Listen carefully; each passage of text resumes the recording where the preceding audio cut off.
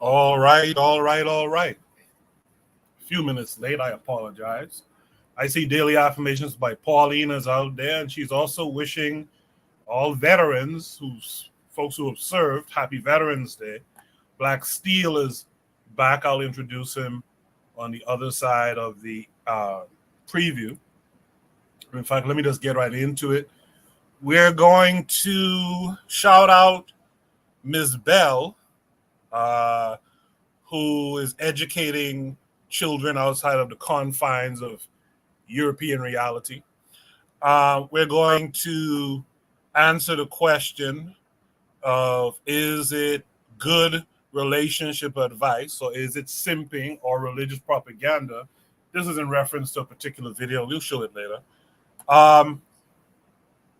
We're going to talk about the false propaganda of yesteryear, right? And how it affects what's presented to us today. We're going to look at the prompt just says, is she correct? So I can't really preview that, but we're going to look at an African woman, I believe a reverend, I believe, or a motivational speaker at least, who is talking to Black women about their dependency on the church especially when it comes to dating. We'll talk about that later. We're going to answer the question, should we judge boys by how they are dressed or not? All of those things will be discussed tonight. We got Oni out there in the chat. We got Afro Native World as well. He says, hey, let's speak on veterans. Shout out to African veterans who have served the global African community, not referring to the U.S. military serving. Yeah, I agree with you as well. Although we do know a couple of folks who did serve in the U.S. military. So shout out to Webb and Bakari and those guys. Shout out to them. So that's what we have in store for us tonight. What I'll do now, I'm going to officially start the show. And after the intro, I will drop Shoot the Breeze topic number 1. So please stay tuned.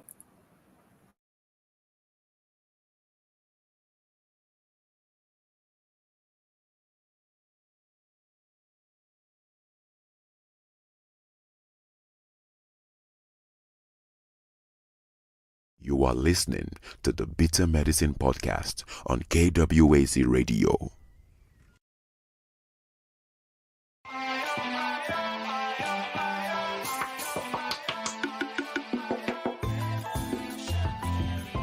Welcome to the Bitter Medicine Podcast, where it's all about Black empowerment.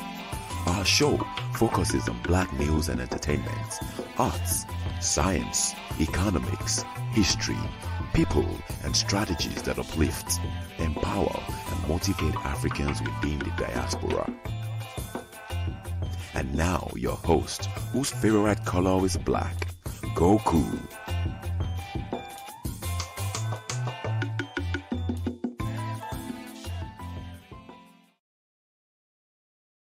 Welcome back to the Bitter Medicine Podcast. I am your host, Koku. Just want to remind you guys before we get the show rolling that this show is part of a podcast network called KWAZ Radio. There are other shows on the network you are invited to tune into. This is D Webb with the Harsh Reality Podcast, asking you to tune in where we tackle the news of the day that affects our community, only on KWAZ Radio. Peace, family. This is Oni, inviting you to listen to the Pro-Black Perspective, where Black problems are addressed with Black solutions. Greetings, fam. Tune in to The Learning Curve with me, the Revolutionary Matron on KWAZ Radio. You are listening to the Bitter Medicine Podcast on KWAZ Radio. Yes, indeed. Make sure you're also checking out Brother Bakari, the forecast, Consider Cheek, also known as Realm in the Bush. and any others I may have missed. I think I got everyone. So check out everyone on the network. We still gotta put this thing together properly. It's on me, but it takes a lot of time to do some of this stuff. But we'll get it together. We'll get it there. Let me welcome in my first panelist this week, Black Steel. We missed you last week. How you doing? I'm doing good, Coco. How about yourself? Doing good. Black Steel, were you a veteran? I was trying to remember. Hell no. Not serving the races of that country. Okay. Thanks for coming through. I'm glad you're feeling better. Let's welcome in our boy Buana this week. Buana, how are you? I'm good, brothers, man. I'm good. It's good to see you on Black Steel. Shout out to you, Koku. I'm just drinking my tea, so I'm here. Drinking tea, you said? Yeah, man, I'm drinking my tea. I'm drinking my Milo. No rum tonight. Milo. All right. Good. Thanks for coming through. Good seeing you, of course. Shout out to everyone out there in the chat. If you're interested in joining us on the panel, as always, the link is pinned to the top of the chat. There's some other links you guys could check out up there as well. Subscribe to the Shoot the Breeze clips. Sometimes I'll be getting some comments over there. That's kind of interesting. So make sure you subscribe to that channel as well. Oh, Koku, I was supposed to. Yeah, I was supposed to let you know. The animations that you have on the Bitter Medicine podcast, they're awesome, man. I don't know who you got to do the animations in terms of your marketing and all the animations and the caricatures, but they're doing a very good job of it because they're very nice. I appreciate that. That's actually me doing that. So that's why I say it takes time to kind of do all of these things. So imagine trying to do that for like a bunch of shows. It takes a lot of time. So, but yeah, that's me putting that together. I figured I'll change it up. Thanks for noticing that too, by the way. I figured I'll change it up every so often so that it kind of, breathes a air of refreshment, Daily Affirmation by Pauline agrees with you. She says, yeah, love the graphics too. I appreciate that. Without further ado then, let's drop Shoot the Breeze topic number 1. Shoot the Breeze. Wait, hold on. Afro Native World says, didn't know Bahamians drink Milo too. Peace, Buana and Black Steel. Yeah, man. Milo, come on. Ovaltine and all that stuff. Yeah, man. Hot and cool. Hot and cool. You know what I was thinking about the other day, Buana? I don't know if you still do it or not. Remember, we used to eat cornflakes with hot water and cream. Yeah, man. Yeah, well, I know the last time I had it, but I used. You know what my specialty is? Crackers with Ovaltine. I put them two together and I mush it up. But that's a whole other story. we talking poor man food, but I enjoy it though. I enjoy it. Yeah. Daily Affirmations by Pauline, also from the hometown, also Bahamian, says Milo is consumed all over the Caribbean. Yeah, absolutely, man. In fact, I remember being shocked that shocked for no good reason, but I remember being shocked when I saw like Kenyans and them drinking Milo and them kind of things. But it makes sense, being that we were all colonized by these Brits. In fact, the Kenyans still drink tea and thing, similar to how we used to drink tea and thing all the time. So it's interesting. Not another drink that I didn't know the Americans didn't drink was Vitamalt. Any kind of like malts. I don't Black Steel, y'all drink Vitamalt? You know what Vitamalt is? Like Nutrimalt. I was gonna say, what's a Vitamalt?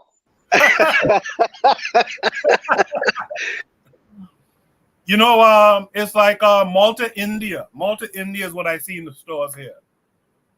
Do you know what Malta is? Okay. I don't like that. I see there's a lot of those Spanish stores, Dominican, Puerto Rican stores. Yeah, Malta, India. It's similar. Vitamalt is, to me, superior to them, though, if I'm to be honest. Anyway, Afro-Native World says one of the countries is made in Colombia. Okay, but they pronounce it Milo. Oh, that's interesting. Interesting. I like that. I like when I learn how we are connected, man. Without further ado, Shooter Breeze topic number 1 tonight says, shouts out to MZBEL. Now, I might be pronouncing that wrong. Let me know if I'm saying it wrong or not. Trigger Happy 262 says, yeah, we drink Milo in Ghana as well. You see what I'm saying? So, Shooter Breeze topic number 1, shouts out to MZBEL. This is how you build a foundation to educating your child outside the confines of a European reality, but an African one. So this, of course, comes with a link that I believe takes us to Twitter. Hold on. Yeah, so it takes us to X, formerly known as Twitter. We're going to watch the video. I wanted to be on a podcast, and I'm going to say every piece of knowledge I know about myself and about this and about the tech I'm waiting for. Who created you? My mother. She gave birth to me. No, Adupa, you didn't get my question very well. Who created you? I believe through science, human beings were born, not created. And if human beings were created in the first place, I never got to see God as my father or God as my mother. The only person who cared for me is my mother. She buys my clothes. She buys my food. She pays my fees. She does everything. God doesn't do anything for me. And if I'm supposed to stand here and say he has done something for me, I'm supposed to ask. And I say he gave money to my mother. He never came and said my mother should collect the money that he's giving. So you don't want to be a Christian? No. What do you want to be? So where do you fall? Where do you belong? The traditional belongings. So do you pour libation? Yep, I do. At your age, you pour libation? Yes, I've done that before. To who? My ancestors. Your ancestors. That is what you believe in? Yes. Do you believe in Jesus Christ? That he came to die for our sins? Do you believe that? I don't actually think we died for any sins or he died for sins. Because if he is the Almighty and he didn't want us to sin, he should have just made sin not exist. He could have made the word sin not exist. So why did you create sin in the first place if you don't want us to sin? It means you are setting up a trap for human beings to sin. It means you intentionally created hell as a hellhole for people to go in. And that doesn't make sense if you keep on thinking about it a million times. So I don't actually think he's almighty in a way, because if you're almighty, you could have not stopped sin. And now we are sinning, you are trying to forgive us for sin. So if you're all forgiven, why don't you forgive us for sins? And when we're in hell, we don't have any way to talk to you. So how do you forgive us in the first place if we are there? That is why whilst you're on this earth, you don't have to commit any sin so that you'll be thrown into the hellfire. But why didn't he just stop sin if he doesn't like sin? Sin is not good because he doesn't sin. So why did he create sin? Automatically meaning that human beings created sin on our own. So we are powerful than him. Even if he created us, we are more powerful than him. Do you believe in anointing? Anointing? What's that? Like anointing oil or something? Do you believe in deliverance? Do you know deliverance? Giving birth? No, deliverance. Somebody being prayed for and the person comes under the unction of the Holy Spirit and the person falls down. Do you believe in that? No, I think it's fake. You don't believe that one day a pastor will pray for you and you fall? Oh no, it won't even work. If it works, it's not going to be the pastor's work. It will be the energies that are in that room. People are poor and they are praying 24/7, but they are not getting anything. Then it's not God. Find a job and stop bragging about God. Now God is, even if he's there, he's at his place doing something. It's looking for food. Oh no! If he cares so much, he'll make you successful. People never pray to God and they just got money out of a containment hole. People got money for working. I've never in my life heard that this man sat down and just kept on praying for 5 years. At the end of the day, he got money. But you can hear that this guy worked hard in the government. The people who pray and they have a job, but it's still not going on. So you don't believe in prayers? I believe prayers work, but not to him. Because he himself, when we say a prayer to him, he doesn't use it. The prayer never comes to life. It's only when you yourself, you are doing it. If they say if you pass the exam, you get this, and you keep on praying, you are praying, you are praying, you are praying, you are praying. And you don't learn. You won't get it. But if you don't even pray and you learn alone, you will go. So the praying itself is a distraction from you to achieve what you are. So God is doing, if he's there, he's trying to do it so no one can stand up to him. But no, there are people there who are in the 5D consciousness, who understand this. Adipa, where do you believe after death? Where do we go to? I believe we go where we want to go to. Where we want to go to. If you believe you go to heaven, you go to heaven. You have never seen anyone going to hell before. When a person dies, you don't see their ghost going up. For all you know, the ghost could still be here. But the Bible says that it's appointed unto man. But the Bible was written by man, so man could be lying. Who told you? Said the Bible was written by man? Yes, or God wrote the Bible. Adipa, I don't know, but the kind of things you are telling me today, I'm really It sure. makes sense more than the things you heard by a pastor, don't they? Do they? Do they? Do you have a Bible in your room? You don't have a Bible? I've never read one before. In your life? Nope. Can you tell me any quotation in the Bible? I don't know what a quotation is. Because I don't read it. Because it's just a waste of time. Because it's like you're having your phone and as you're watching someone's video, the person is getting more money. So as you're reading the Bible, the person is getting more belief off your mind. And then I'm not going to let someone feed on my brain just because they wrote a book. And when you go to school, do you say the Lord's Prayer? I came to school to learn. I didn't come to school for the Lord's Prayer. You pour libation sometimes? Yes. To your ancestors? Yes. Can we get to the tech? Okay. Well, definitely, this is going to be part 1. I'll be coming back again. So this is what done. This is part 1. No, we are not done. Okay, tech. What do you know about technology? Technology is the cutting edge of the world that helps you to assist. On the contrary, technology helps life to be more easier. If you want food, you can order. Tech makes everything.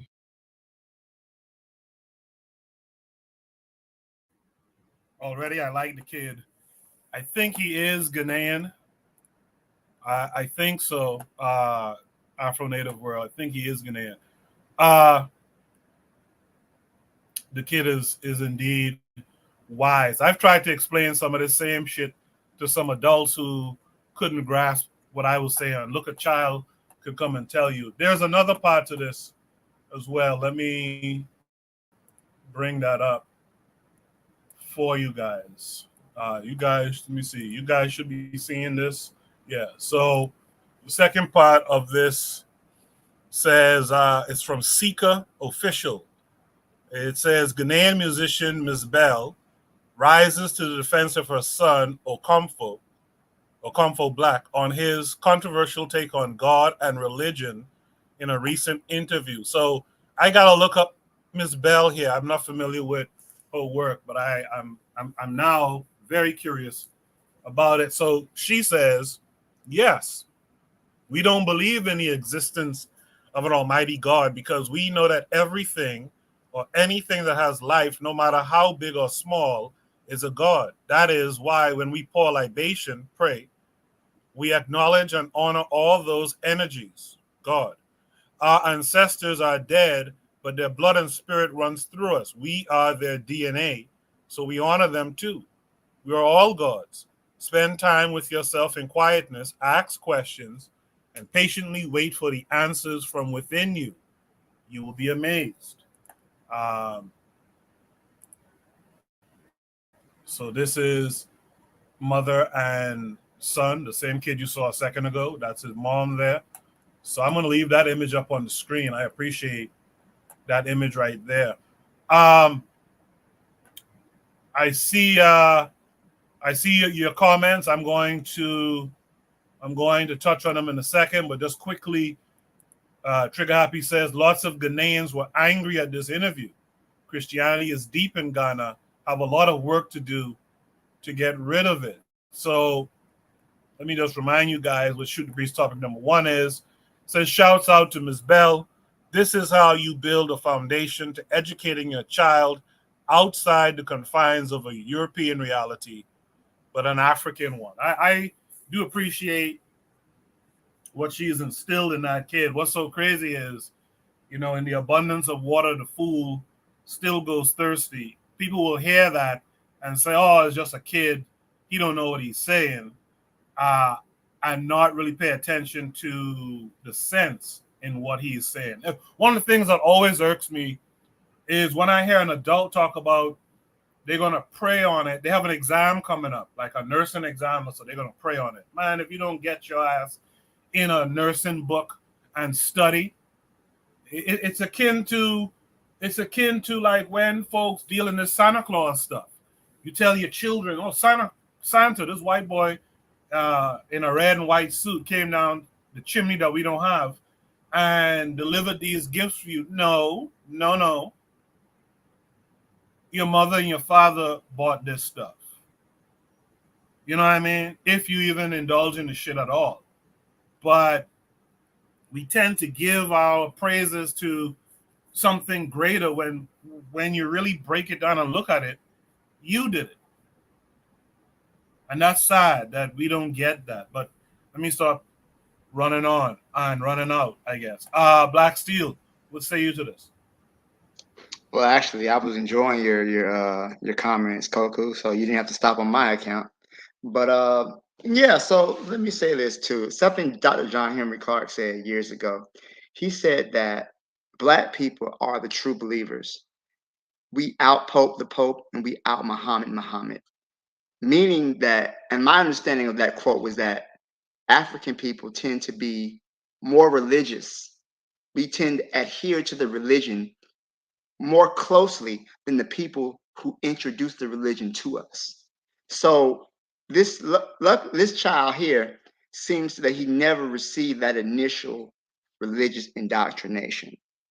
So I don't know if it's so much that he was not educated in a European reality, but African one. But the reality is that Africa probably has more churches, more deeply held religious within the two Abrahamic faiths, Christianity and Islam, than Europe probably does. Africa has more Christians than the Middle East. So this child here, luckily, was never indoctrinated into that belief system.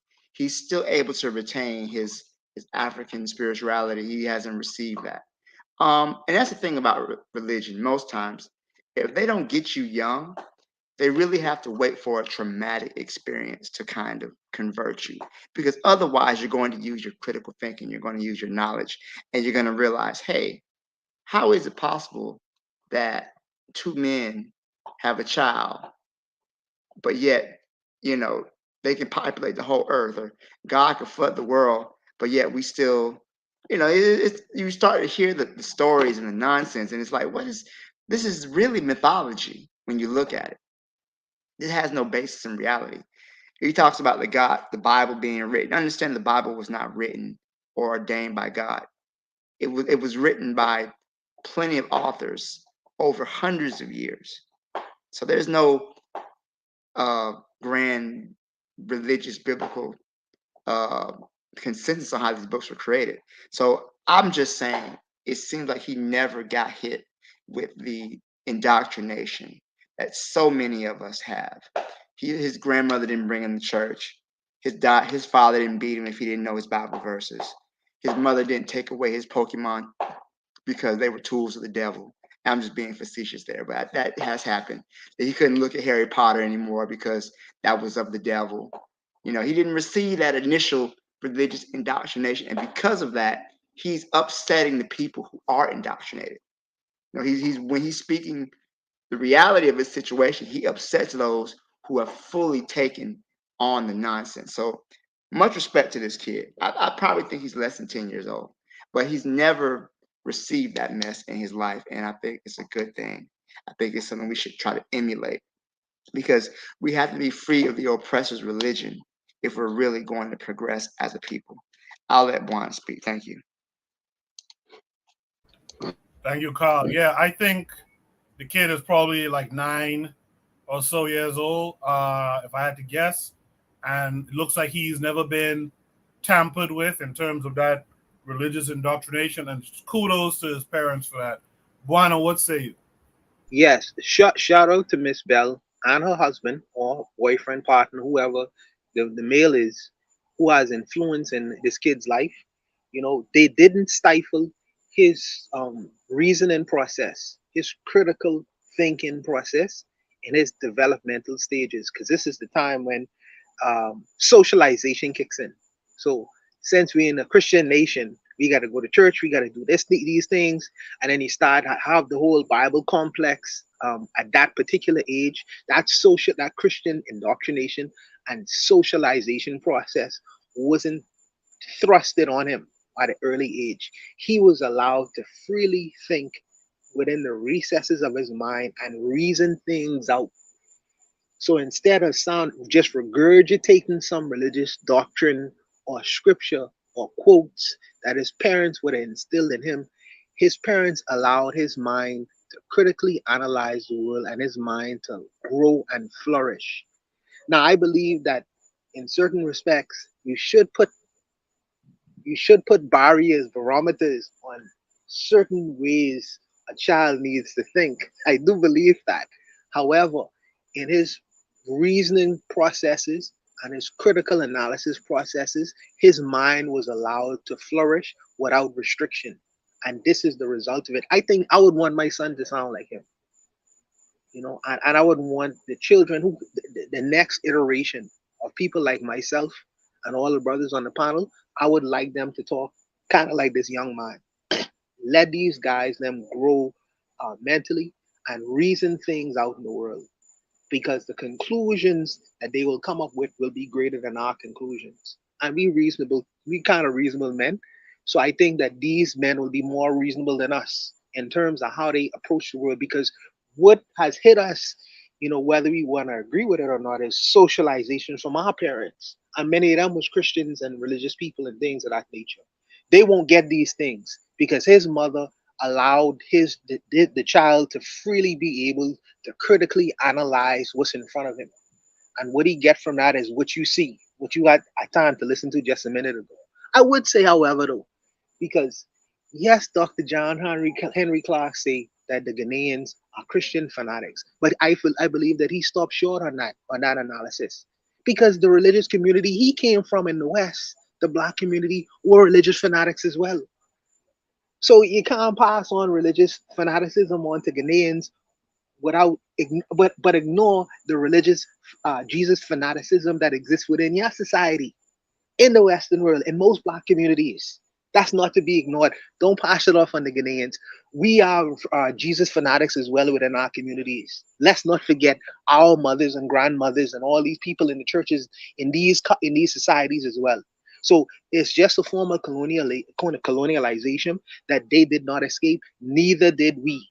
So I don't want to just label the Ghanaians as Jesus fanatics and forget our own fanaticism that exists in the Western world, and particularly within Black communities. You go out through the length and breadth of most Western Black communities, whether it's Brazil or in the Caribbean or even in North America, and you're going to find Jesus fanaticism. You can find Jesus freaks in all of our communities. So if we get rid of these things, we must get rid of these things wholesale, not only in the continent of Africa, but also in the Western world too, within our communities. Let's not forget us. But I will leave it there. I'll just add to what Buana's saying here. I think, and I don't want to speak for another man, but I think John Henry Clark, I think he would view it like this, in that Africans on the continent, yes, we understand they were colonized as well, but they were still on the land and still should have been able to hold on to tradition a little bit more. I don't think he's ignoring Westernized Africans who were taken from the land and Christianized or Islamicized or whatever. But on the continent, we would think that, especially after you got rid of the stark colonialism, you would think there would have been a deliberate return to African spiritual systems, because you're on the land where it was practiced, where it was conjured up, etc. We out here, like those of us in the Bahamas, we are just transported people who were dropped down in that place. You know, same thing with Jamaica, same thing with down south in the US and stuff like that. We're not on the land where that stuff was, had taken root. You know what I mean? So I would say that, and I would ask Buana as a follow-up, what do you say to that? But Coco, when did Africa get rid of colonialism? Colonialism never left Africa. Colonialism still exists in Africa. It still exists. Even though most of these societies, they say they gain independence. They have a flag, they have a song, and they have black leadership. But everyone knows that these are just satellite stations of former colonial colonies, because most of the corporations, in particular, the multinational corporations that exist within these states, these multi-corporations are not African. They go back to France and Europe and all these, and they control the economy of these nations. And still, in not even in form and fashion, but the traditions, if you go to any courtroom inside of English-speaking African colony, you can see them wearing wigs. They practice it. They have amalgam.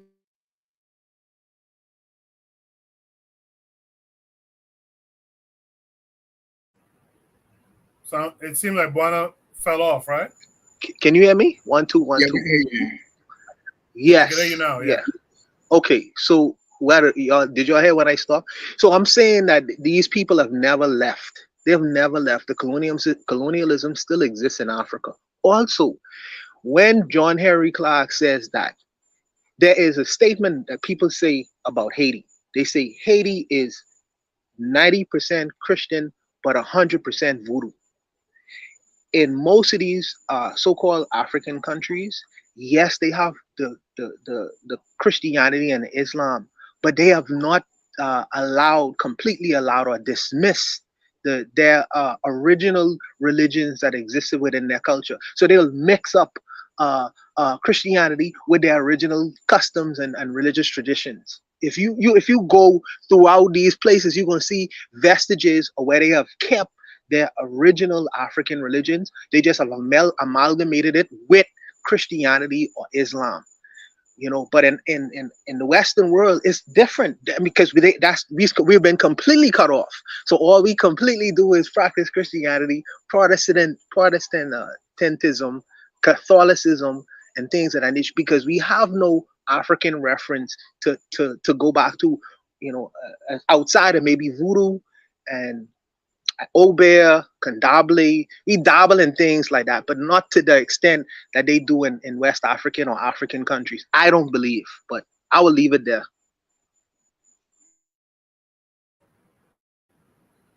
I want to shout out, thanks for that, Bon. I want to shout out the people who came in more recently, like Anthony McPhail came in. I know I saw MG2 here earlier, so shout out to MG2. But shout out to Brother Bakari. Saw him in the chat earlier as well. So shout out to all of you who joined us more recently. The Pro-Black Perspective says, yeah, Haiti is probably the only non-Western religion state. I don't know, though. Are you guys familiar with that statement? Does anyone want to comment to that, or any last comments on this prompt? So I would just say that this idea of African people being on Haiti is 99% or 99% Catholic, but 100% voodoo. That's what they say about Haiti, but I don't know if that goes along with his statements.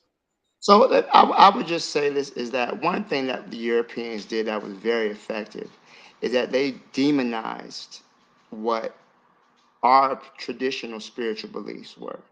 So it made all things that connected us back to our ancestral selves, what we did prior to their invasion of our land. It made it evil or wicked. You know, you made the connection between black magic. You hear Haiti or voodoo working with the devil. So one thing that they were able to do is to demonize our traditional spiritual practices. And then they make just even the idea of even questioning what we were taught almost as sinful, as if people, that's the thing about religious people, they don't even read the Bible. They make it seem like even questioning is wrong. Well, if you read the Bible, there's plenty of people in the Bible who question God. So they don't even really truly adhere to their own religious dogma. They're just regurgitating what they've been taught before. But yeah, I think it's more so how they were effectively able to make us seem like what we believed in before was the work of demons or Satan. And, you know, you have those fundamentalist Christians who really believe that anything that's not of Jesus or God is of Satan. So that literally makes anything outside of Christianity demonic. Absolutely. Absolutely. If there's no other last thoughts here, let's move on to Shoot the Breeze topic number 2. Before we go, Trigger Happy 262 Plus says that's why the religion convo is important, because it takes away people that could be part of our formation, and Africa becomes smaller and smaller. Yeah, that's the thing I've talked about a bunch in the past. You know, when we have those hard conversations about, say, religion, and say who's black, you know, Africa in particular, Africans really start to shrink when you start to cross off certain, you know, I guess, classifications of Africans and stuff like that. Brother Bakari says, if it was not for slavery, we would be in Africa worshiping a tree. Yeah, I remember that woman who said that. We'll try to forget her instantly. Let's go to Shoot the Breeze topic number 2. Shoot the Breeze topic number 2. What's going on here? Having a problem here, it appears. Shoot the Breeze topic number 2 says, is this facts for a good relationship, or is it simping and religious propaganda? If you guys can hear my voice, because this thing is telling me there's no internet. If you can still hear me out in the chat, drop a 1 for me, please. So Shoot the Breeze topic number 2 is this facts for a good relationship, or is it simping and religious propaganda? This came with a link to YouTube.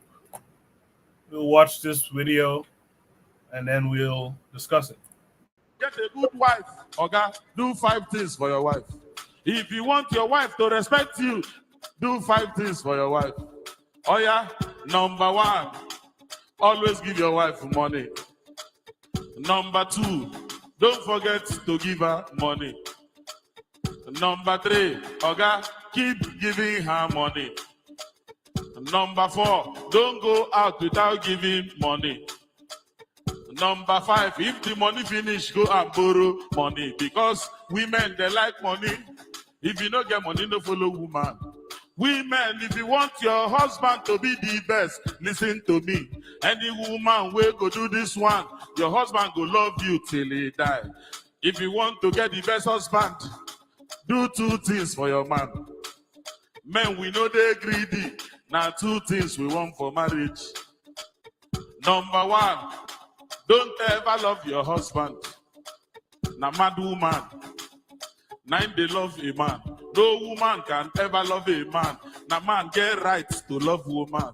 Even inside Bible, he did here. That's why Bible tell man to say, he say, man, love your wife. Papa Bishop, she no be so.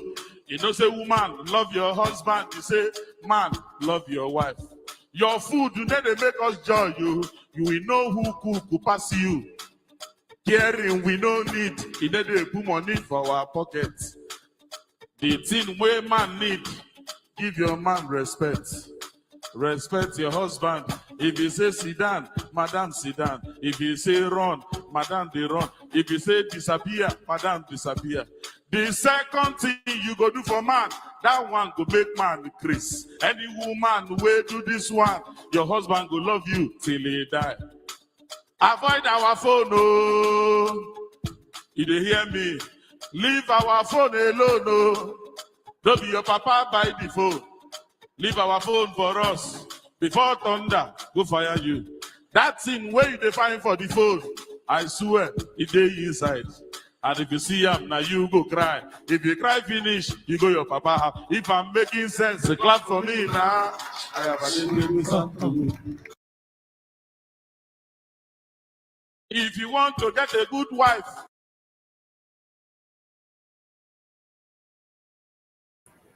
You know that actually reminds me of Soca Monarch. If you guys are familiar with Calypso and Soca, around the time of Trinidad Carnival, well, not just Trinidad Carnival, they do it in Dominica and stuff too.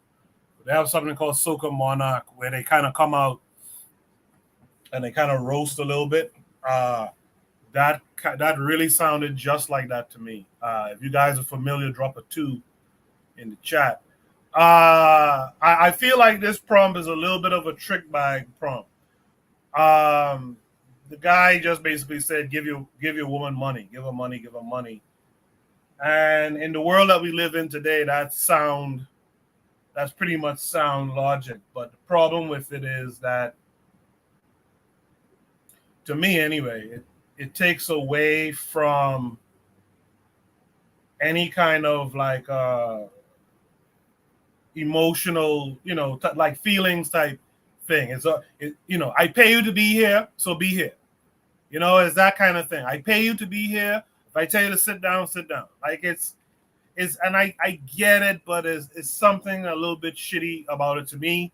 Let me see what my panelists will say. Let me start with Buana this time. Buana, what's say? It is. Can you hear me? 1 2 1 2. That kind of. I like the song. I like the song personally. I like the song, but that only go work in a context where, because the Western woman can say, "Well, I make money, my own money. I don't need your money." She can look at you and laugh. She gets like, "I don't need your money." And in the Western world too, the Jamaicans had one song called Brinks. New name. So you can't just look at a man's must just be continuously giving you money like an ATM machine. What about the rest of the relationship? You can't just relegate the relationship between a man and woman for a man to continuously give you money. That's a one-sided relationship. And I think that, and maybe in Africa, maybe where the women may not work, or you go to a 9-to-5 job all the time, and they more dependent on the money is from the men, or the men to be provided monetarily, then you would be in a situation that's the only source of income to cause the house to continuously run. In the Western world, that's not necessarily the case. So a woman will look at you, say, "Man, you can keep your money, man. I make more money than you." Some of these women, they'll tell you that. As far as the trope with don't if you want a man to love you, you must not look at the man's phone. There's some truth to that. Give the man his privacy. Everybody deserves to have a little bit of privacy. That's some truth to that. I can't forget the next thing he say. But it's just, I don't know, man. Whatever works in these relationships, because one size does not fit all in terms of a relationship between you and a partner. And what might work for me might not work for John. So I can't really say on a one size fits all. But it's just a happy little trope that this man come up with. I like the music. So But I'll leave it there. I'll leave it there. Appreciate it, Buana. Yeah, Anthony McPhail knows exactly what I'm talking about. You see, he reminded me of Black Stalin. Yeah, is that same old school soca monarch? It's not the new school soca monarch stuff. This is that old school soca monarch stuff where they would hit these kind of topics and stuff like that. It'll be funny, but it's melodic. You know, it's some music and stuff like that. I actually appreciate it. Buana talked about not looking through the phone. Pro Black Perspective says, I think not looking at phone is brilliant. It's like why couples fight, I've observed. Yeah, once you go through someone's phone, there's usually going to be a problem. But the question I have about that too is, why do you have things in your phone that's problematic? And it goes back to that what I said earlier. This idea that basically I'm paying you to be a wife. I find that extremely problematic. I understand that we can't base these relationships solely on feelings because feelings do change. But the idea that I'm just paying you to go along and get along, I don't like that. Black Steel, how you feel about that? Well, I agree with you, Coco. It all goes back to the commodification of relationships. If you look at it from a socialist perspective, from a leftist perspective, we see how capitalism has infiltrated everything that we have, even our intimate relationships. So where the only value you have is how much money you bring into a situation. And then once that money disappears, the relationship is over. So as a way to keep capitalism from stagnating, it has to infect everything about our society. So a person's morals no longer matter. His values no longer matter. How he treats you doesn't matter. What really matters is how much fiat currency, how much wealth can he bring in. I've heard some people say that it's better to cry in a limousine in a Mercedes than it is to cry on the bus, as if it's okay to put up with bad treatment in a relationship if that person has some level of financial status. But this is kind of all is going back to as far as just the commodification of relationships, how we view our intimate partnerships with each other as a transaction. Even even when we talk about it, we talk about sexual market value. Sometimes some of the manosphere guys talk about sexual market value as if you can measure a person's market, as if your sexuality has a market, as in, again, we talk about the economy. Everything has to be put through the lens of, the economic lens, buying, selling, everything else like that. I think we've become so accustomed to it that we don't really listen to ourselves and realize how ridiculous it sounds. If you're with somebody, if you like her, you care about this person. I mean, we're gonna work together, not just give her money. You like her, give her money. Find her some money, give her some money. There's a place to give your person some money, but at the same time, there's more to life than just fiat currency. And I think that's something that we're missing in a lot of our day-to-day interactions with one another. Um, and, and and the whole thing about paying a woman to stay, what happens when your money runs out? What happens? I mean, let's think about this from a realistic standpoint. And I don't know how it is everywhere else, but I know in the United States of America, most people in this country are literally one paycheck away from being on the street. And that is a fact. So you get a health emergency, you get into a car accident, anything can happen. If I know in my heart that this woman will not stay with me, if something happens to my income, that woman is a liability. She is not an asset. She needs to go on about her business. She's not there to build up the relationship. She's just there to benefit for herself. And once she can no longer benefit, she's out the door. What good is a woman like that? What good is a man like that? That's not something that you really want to consider to be a good thing. People should stay because they genuinely care about you. They want to be with you, not because, oh, I'm paying you to stay with me. Because just like an employer, when your employer can't pay you anymore, what do? You leave. Are we in a relationship? Or are we in a financial transaction? That's what we really have to ask ourselves. We really have to understand just how badly the capitalist system has fucked with everything that we hold dear to ourselves.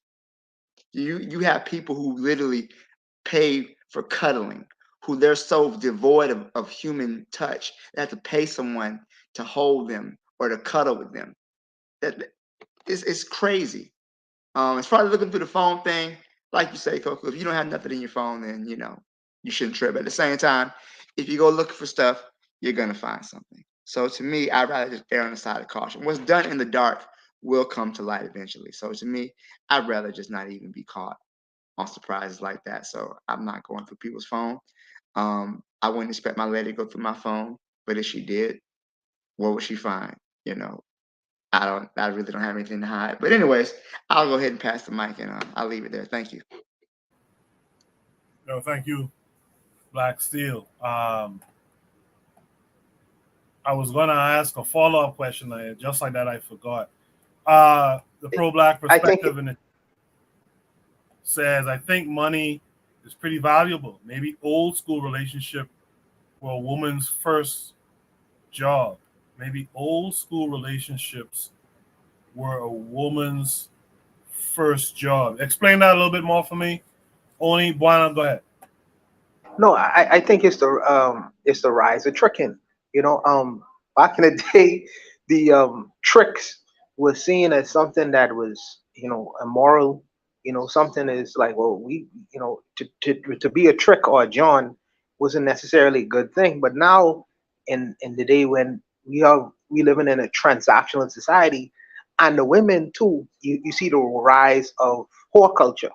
So whore culture is being promoted, and tricking culture is being promoted. So now the people who was looked at as simps back in the day, they are being put on stage because they are willing to have more of a transactional form of a relationship. They pay for a woman to stay, and that is okay now. You know what I mean? That is okay now. So pay her, while the woman say, sure, I'll do anything strange for some change. This is where we are going. And does anyone say anything about that? They say, oh, you are whore shaming or slut shaming. Oh, you are trick shaming. Because to me, this is all trick behavior. So you are trick shaming now, to say that maybe I don't want a woman just because I pay her the money. I just want her to be with me off of the strength of my personality, the fact that she likes me. It's like, I don't want to just have to pay this woman to hug me or come on, man.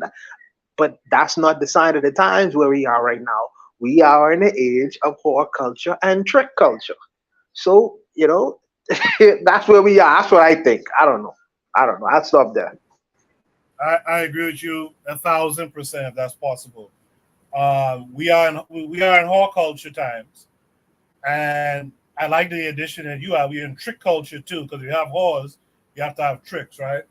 And what I'm noticing too, and this is one of the reasons why I don't like the passport bros, because the passport bros start exporting that kind of mindset wherever they go. Oh, it's cool, you lay up with a dude for some money, and then you come back to your indigenous man trying to, you know what I mean? Like, that's not cool. But I'm realizing that this is like a kind of a Western type thing that's happening, where there's this whole culture and trick culture, and it's okay. But if you go in certain other parts of the world, that's not how it was. I can't speak to how it is in all these parts of the world, but that's not how it was. You actually could have win over a thing back in the day. You could have get a nice gal, just through your talks and who you were and stuff like that. Now it's about peacocking and having some floats in your pocket and all this kind of stuff like that. It's a shame. It's a shame where it's going. I don't think it's sustainable. And I'll tell you something. I don't think it's good for African people. I don't think it's good for African people wherein we will say things like, the key to this fight is the family, but then we'll uphold this type of shit. This type of shit doesn't create families. I mean, Am I off about this, fellas, or Absolutely not. I agree with you. And one thing I got to say is it's really sad when you hear the poorest demographic saying these type of things. Because what is that? How do you formulate? We're all poor, believe it or not. We got a few people out here that's doing well, but most African people are poor. So when you use, this type of financial reason to limit your family formation, you're literally allowing another people to dictate how you form your family, because doesn't come from us. And I want to add to that. I want to add to that because Black Steel said something that was very relevant. But I would say, yes, most of our communities are poor, but poverty begins in the mind, brother. I mean, I know my brother is, is thinking on a material level, but poverty begins in the mind. And if you have the mindset where the relationship is just based off a transaction, it's a transactional one, and I must peacock as Koku just said, peacocking, show all my wares for my short-term relationship that I'm gonna spend with the opposite sex, and then after that we just go our separate ways. But what happens in the act when we together? We can have a child, and a child gonna be born out of that transactional short-term relationship, and he's gonna be set to the world because nobody really wants to be a parent then. So the poverty continues. Poverty is a mindset. Poverty is a mind. If you look at the wealthiest people, in the world, look at their partners. They was there from the beginning when they had no money. Nothing. And they continued with these people until they got money. And they continued with their partners. Sometimes, not always, because sometimes they get a remodel and find a young chick, whatever. But usually when you see these multi-billionaires and things like that, check out their partners. And listen to the relationships. It's a long-term committed relationship. So I believe that poverty, yes, but that poverty begins in the mind. Mindset is a very integral in terms of poverty, where you go and where you decide to stay in life. But I'll stop there. Yeah, I appreciate both of your comments there. The pro-Black perspective, that's only in the chat. He says it's probably the white tourists before the passport bros. Whitey was the original blue passports. Yeah, I'll be honest with you, Oni. When I talk about passport bros, for the most part, I'm talking about white boys, because it was them who really used to do this thing. But of course, some black men started to follow that shit too, and they also export that same kind of mindset. And I don't like that. I'll tell you why. I'll tell you a part of the reason why I don't like it too. I'm from a small place, man. Buana's there now. He's from there too, right? I'm from a small place where you start bringing that pay for play thing and it becomes rampant. That really destroys the fabric of your communities and stuff, man. Now every man is out here, fighting for scraps or peacocking to the point of killing one another and all kind of stuff like that. I don't like that stuff. I just don't vibe with that at all. And in our economy, we would never win with that. Why? Because the GDP of most people who live in this society is not as much as the people who visit the society. So really, in essence, the North American tourist should always win because they have more money than the regular man on the street of the Bahamas. So the passport brothers, when they come here with $100,000 incomes, they gonna beat out the man on the regular streets of the Bahamas who only making $40,000, $30,000 a year. He is gonna always be in a deficit in that scenario. So it wouldn't necessarily work here well. Because from the game start, we already done lose. You know what I mean? So I don't know, man. I don't know. Well, look at what's going on in the Dominican Republic. Look how rampant sex tourism is in the DR, and how that affects people living over there.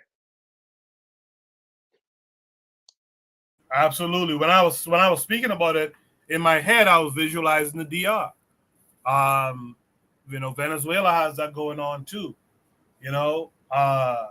I was talking about that. Yeah, I mean, next, what happens? A man will just walk in your house and take your woman. That's where this shit is heading. Like Brother Bakari says in the chat, what happens when a man comes around with more money? That's what we getting at. What was that You know name of what I mean? that movie? Indecent Proposal, where the dude offered him $1 million to sleep with his wife. Yeah. I don't That's want to what even we be had. a millionaire. That's the crazy part. And the DI, the going rate is just 1,000. Wow. Do they take credit cards? Yeah, I knew a guy who used to go to the DR regularly and come back with pictures of him and these women laid up in bed and all this kind of stuff. And it's like, you know, once you start doing that, that's what you open yourself up to. You know, and some of the women are wives. They wouldn't say that, but some of them are wives. They, to the punch. You beat me to the punch. I just about to say, yeah, some of these women married. You don't want your society like that. You don't want. Shout out to Yana B, by the way. She joined the chat. Bro Bakari says that's the oldest profession. You know, Gas 'em Up made a point one time that I had to think about, and I'm like, you know, Gas may have a point here. You know, that's their oldest profession. Our women was farmers, because I think about my grandmother, for example. My grandmother, to me, may she rest in peace. My grandmother was like to me, was like a African woman, to be honest. And she was a woman. She was always farming. You know, my grandfather went out and worked and stuff first for the prison and then for the Ministry of Education. But she was always farming. She didn't work a formal job, you know. And I think about that. Her mother then was farming too, and so we were always farming. You know, these are the people women was out here selling crabby, you know, for $1 and all kind of stuff like that. You know, in the chat, Trigabi 262 Plus says they really take your communities, then make a tourist sector, and then here comes the sex tourism. Absolutely, right? Yana B laughed at Buana about the marriage thing, and she says Gas 'em Up was correct. Trigger Happy 262 Plus says a white man went to Kenya and had sex with 40 women. And some of those women were wives. He had HIV and AIDS, biological. Yeah, this is what I'm talking about. This is why we have to nip this shit in the bud. We can't make our cultures about, you know, transactional, as Buana and them put it.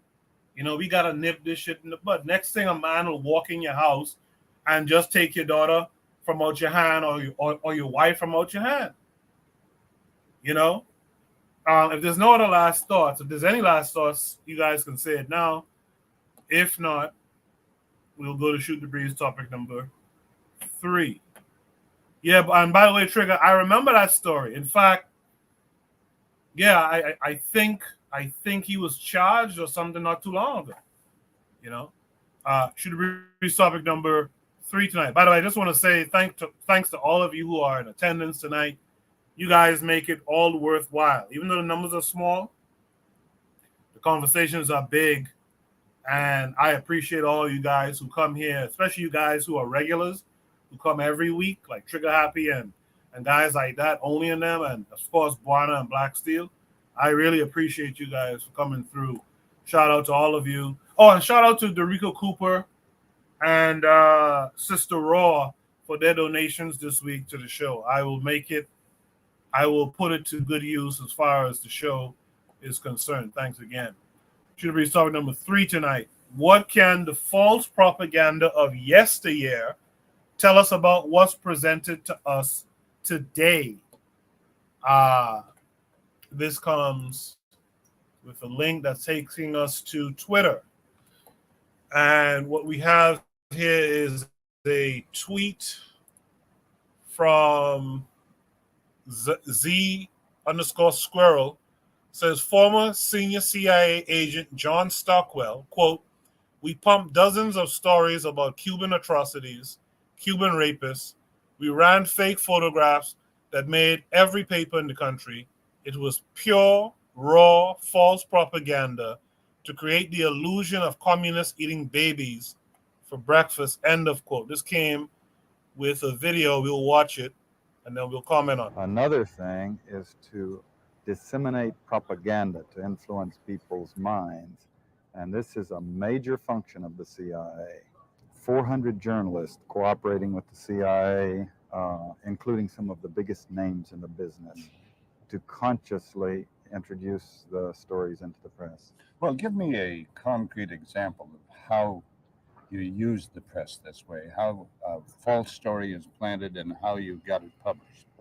Well, for example, in my war, the Angola war that I helped to manage, 1/3 of my staff was propaganda. Ironically, it's called covert action inside the CIA. Outside, that means the violent part.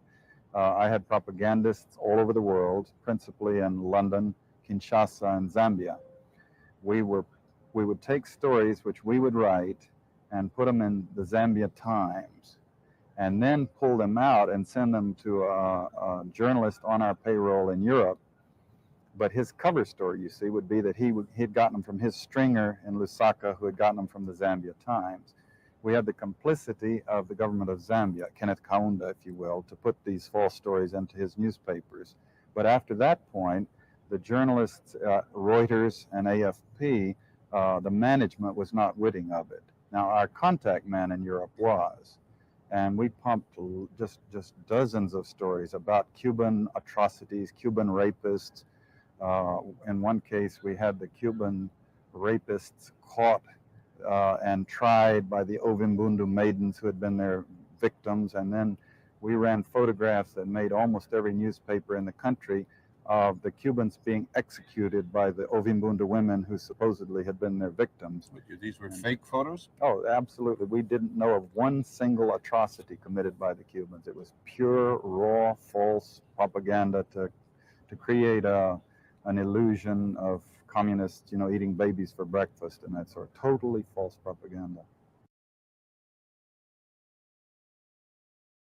So imagine what's going on right now with the Palestinian Zionist stuff going on right now, right? This is the name of the game, and we're not doing anything to create our own propaganda, positive propaganda, Like Yana B said, the original creator of fake news only said, we appreciate you too. Yeah, I appreciate all you guys. But Brother Bakari, Forecast, all you guys who come around and make Shoot the Breeze worth something. Urzuli, Kevin Kare, who I know is watching behind the scenes here. I appreciate all you guys. Shoot the Breeze topic number 3 says, what can the false propaganda of yesteryear tell us about what's presented to us today? Let me start with Black Steel. Let me hear what Black Steel's got to say. So Malcolm X did say years ago that the newspapers, if you're not careful, the newspaper will have you hating the people who are being oppressed and loving the people who are doing the oppressing. So we still see that same formula. I think I might have said this on Twitter as well. Every accusation made by the oppressor is actually a confession. Because here he is talking about, and just for example, talking about Cubans. But the CIA had had someone who literally blew up a plane over Cuba, killing hundreds of innocent people. And yet he was protected by the United States. So here we are, them accusing Cubans of atrocities. Meanwhile, the United States was harboring a Cuban terrorist. So again, we have to be careful. And I think now, and especially this generation, I think we're starting to see more of a pushback, because a lot of us remember all the bullshit propaganda that was pushed, especially leading up to Iraq, the Iraq War, all the weapons of mass destruction they supposedly never found, the Iraqi soldiers going into Kuwait and taking babies out of incubators. That was another lie they told. So people have started to kind of see through the nonsense, which is why we're seeing such a ramping up of this propaganda. Now first Hamas beheaded 40 babies, then it was one baby, then it was no babies. Then you come to find out that Israel is sending in missiles with blades on it, so that way it can cut people to shreds. They're using white phosphorus to cause third-degree burns, which is supposed to be a weapon that's supposedly banned in war. You know how that goes. But yeah, so overall, just looking at this nonsense. Yeah, you have to look at this propaganda and be aware where it's coming from. Where is the source of this propaganda? What are they trying to make me feel? So when it's presented to us today, I think we really have to. I think we're more aware of it now than we were back then. Number one, I think that's a good thing. We're more we understand the when it's coming towards us. When you have the president of the United States who's repeating regurgitated lies from Israeli propaganda, which we've already proven not to be. So we understand now this, because people aren't believing it, now more people of higher levels have to repeat the propaganda. But okay, well, since the president says it, it must be true. We're not falling for that anymore. We're not, and the less it works, the more of it you're going to see. And I think they understand that they're losing the propaganda war, and now they're just going to come with straight out naked violence. So I'll leave it there. Thanks, Coco. Black Sea, before I hand it over to Buana, how would you define what is a Zionist? Brother Bakari was asking that question in the chat. I'll give my answer later too, but I'm just curious. How would you define it? I would define a Zionist as someone who believes in a specific homeland for the Jewish people. So Zionism was started by a Jewish atheist named Theodor Herzl, who believed that the reason Jewish people suffered is because they lack a homeland. So this is way back during the days of the Ottoman Empire. The Zionist idea of creating a Jewish state, a Jewish nation state. The only thing with that idea of a Jewish nation state is that you have this whole idea of God's chosen people. So even back in the early 1900s, late 1900s, early 20th century, you had these Zionists who were willing to ally themselves with oppressive governments such as the Ottomans, such as the British, to create their own so-called Jewish state. They didn't really care where it was, actually. We talk about Israel, but the Zionists were looking to settle in Madagascar, in Uganda. Palestine really became a focal point later on. But really, Zionism is more of like it's a ethnic term. It's more like it's an ideology of just creating a Jewish homeland. Many people consider Zionism to be racism because the Zionist project has created an apartheid state which is Israel, which legally discriminates against the Arab population, prevents them from, the free exercise of freedoms in the country. So yeah, I would define a Zionist as someone of a Jewish ultranational. You don't have to necessarily be I guess, because again, I was saying, the first Zionist was actually an atheist, so he wasn't connected to the Jewish religion, but they have conflated the two to the point where if you're against Zionism, you're against Judaism. So I'll just leave it there. It's more like, I would say it's Jewish ultra right nationalism is what I would say Zionism is. And it really is a racist ideology at its core. Yeah, I wouldn't even put Jewish in it, because it's really not even about the religion. It's just like Black Seal said, it's just because also I'll say this: a lot of the small hats, a lot of the Jews, they don't even agree with it. They understood it was like a colonization effort. Every time there's these skirmishes, and I saw Oni talking about this on Twitter, and I appreciated those tweets, Oni. We don't a lot of our folks in particular don't understand what war is, and it's usually it's like a land/resources grab, and Zionism was just a way of war. It was a way of taking these people out. Every time you hear about some skirmish between these two sets of people in that region, the Palestinian people have less land after it's done. I remember early in this recent skirmish, they said, "Oh, the Israelis took something. I forgot what it was, some land or structure." And I'm like, okay, the Palestinians ain't getting that shit back.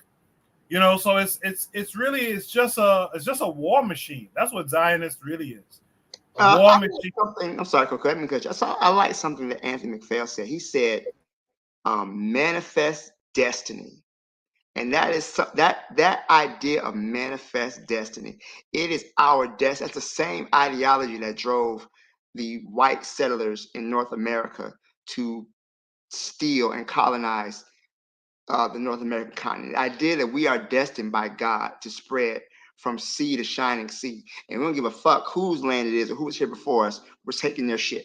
So it is, manifest destiny at the very in all. It's just settler colonialism, the same ideology that did the United States and South Africa, and which is why they have always been close allies with the state of Israel. They've always, Israel has always supported apartheid South Africa. United States has always supported Israel. These are all different heads on the same deadly viper. So I'm sorry, I didn't mean to cut you off. I'll leave it there. No, it's all good. It's all good. It's more of that I'm white and I say so type stuff.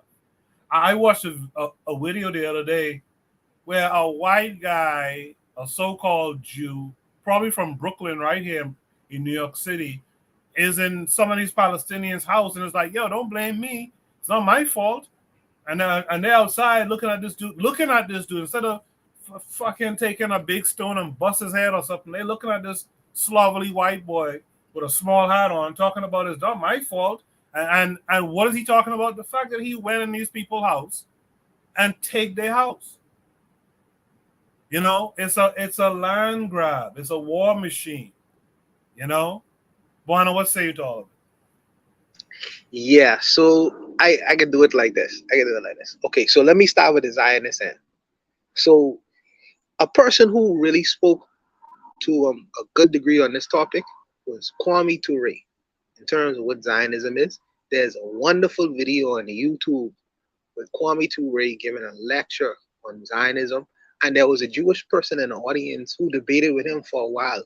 Very good lecture. He gave a lot of information in terms of Zionism and Zionist ideology, and referenced a lot of material on the idea. Me personally, I believe that a Zionist is a Israeli nationalist.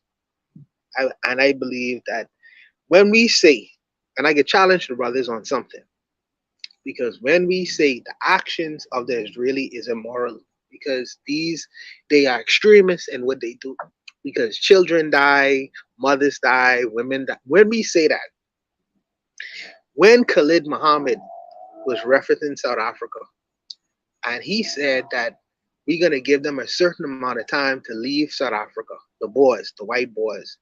And he's like, if they don't leave, we're going to kill the women, we're going to kill the children, we're going to kill the babies. Now, he is seen as a black nationalist. Right? He is seen as a black nationalist. He believes that the rightful people who belong in that land are the black population. So when he says that he wants the other people to be removed, he is a nationalist as well.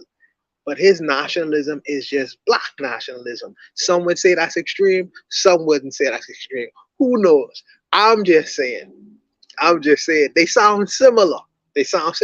When in Zimbabwe, when the Zimbabweans, the black Zimbabweans, was taking back the land or going into the white Zimbabwean people's houses and reclaiming their land, they was practicing black nationalism. Yeah, and some people look at that and say, well, that's horrible. How could they just take another person's land? That white person should have bust that black person in their head for going into his home and taking his land away from it. It's just perspective. I wanted to give some perspective. Needless to say, but the first thing, yeah, go ahead. Yeah, go ahead. Let me interject. So there was a Israeli leader, a woman by the name of Golda Meir. Golda Meir, I remember this myself personally, did an interview in the 80s where she said, listen, Israel was created in 1948. My passport, she said, I'm Palestinian. I'm Palestinian. My passport says I'm Palestinian. My birth certificate says I'm Palestinian. What am I getting at? I'm getting at the fact that when Khalid was talking about this stuff, or when, what's his name? I can't remember the leader's name now, who sent all them Indians and stuff back out the country. Idi Amin. Idi Amin. Yeah, Idi Amin, right? That was those people's land. South Africa, that was those people's land before. I mean, and it's understood that the Boer is a foreigner who came there. Just like it's understood the Israeli is a foreigner who was from Europe somewhere and came there. Now, Brother Bakari made an interesting point. He said the Palestinians took the land from some people that was there before them.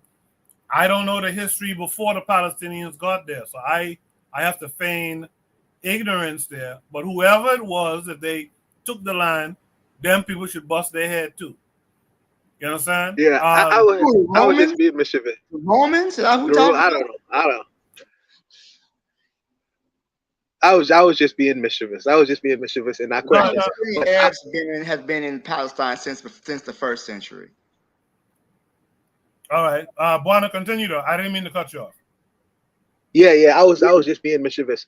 But in terms of propaganda, yeah, I know this guy. This guy is John Stockwell, and he was basically describing what he did in the Angolan War and in terms of Cuba and things of that nature, because he was fighting for his country and doing what he was doing.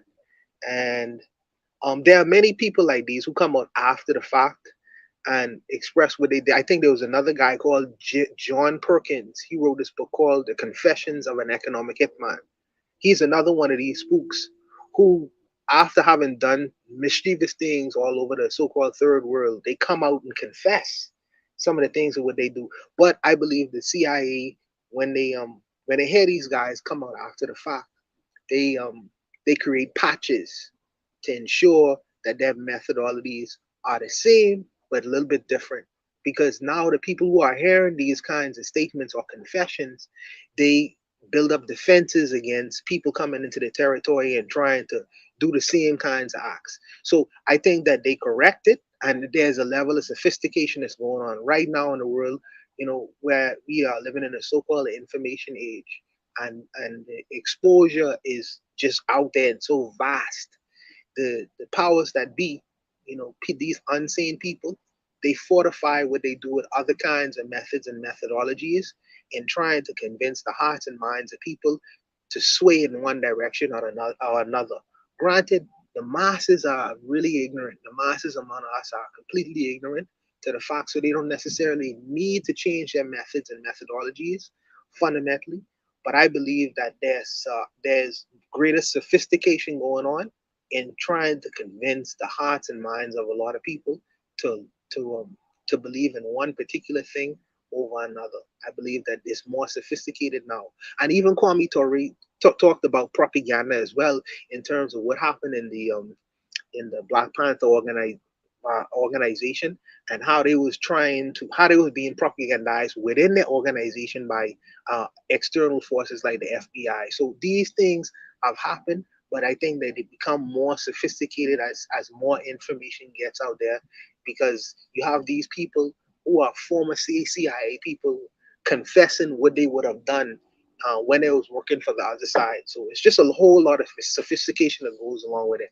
And really, if you really want to keep up with these things, man, I don't know, people call you a conspiracy theorist, but it's just a lot, man. It's just a lot. But I'll stop there. Conspiracy theorist is a derogatory term, often used to kind of throw you off the trail, I feel.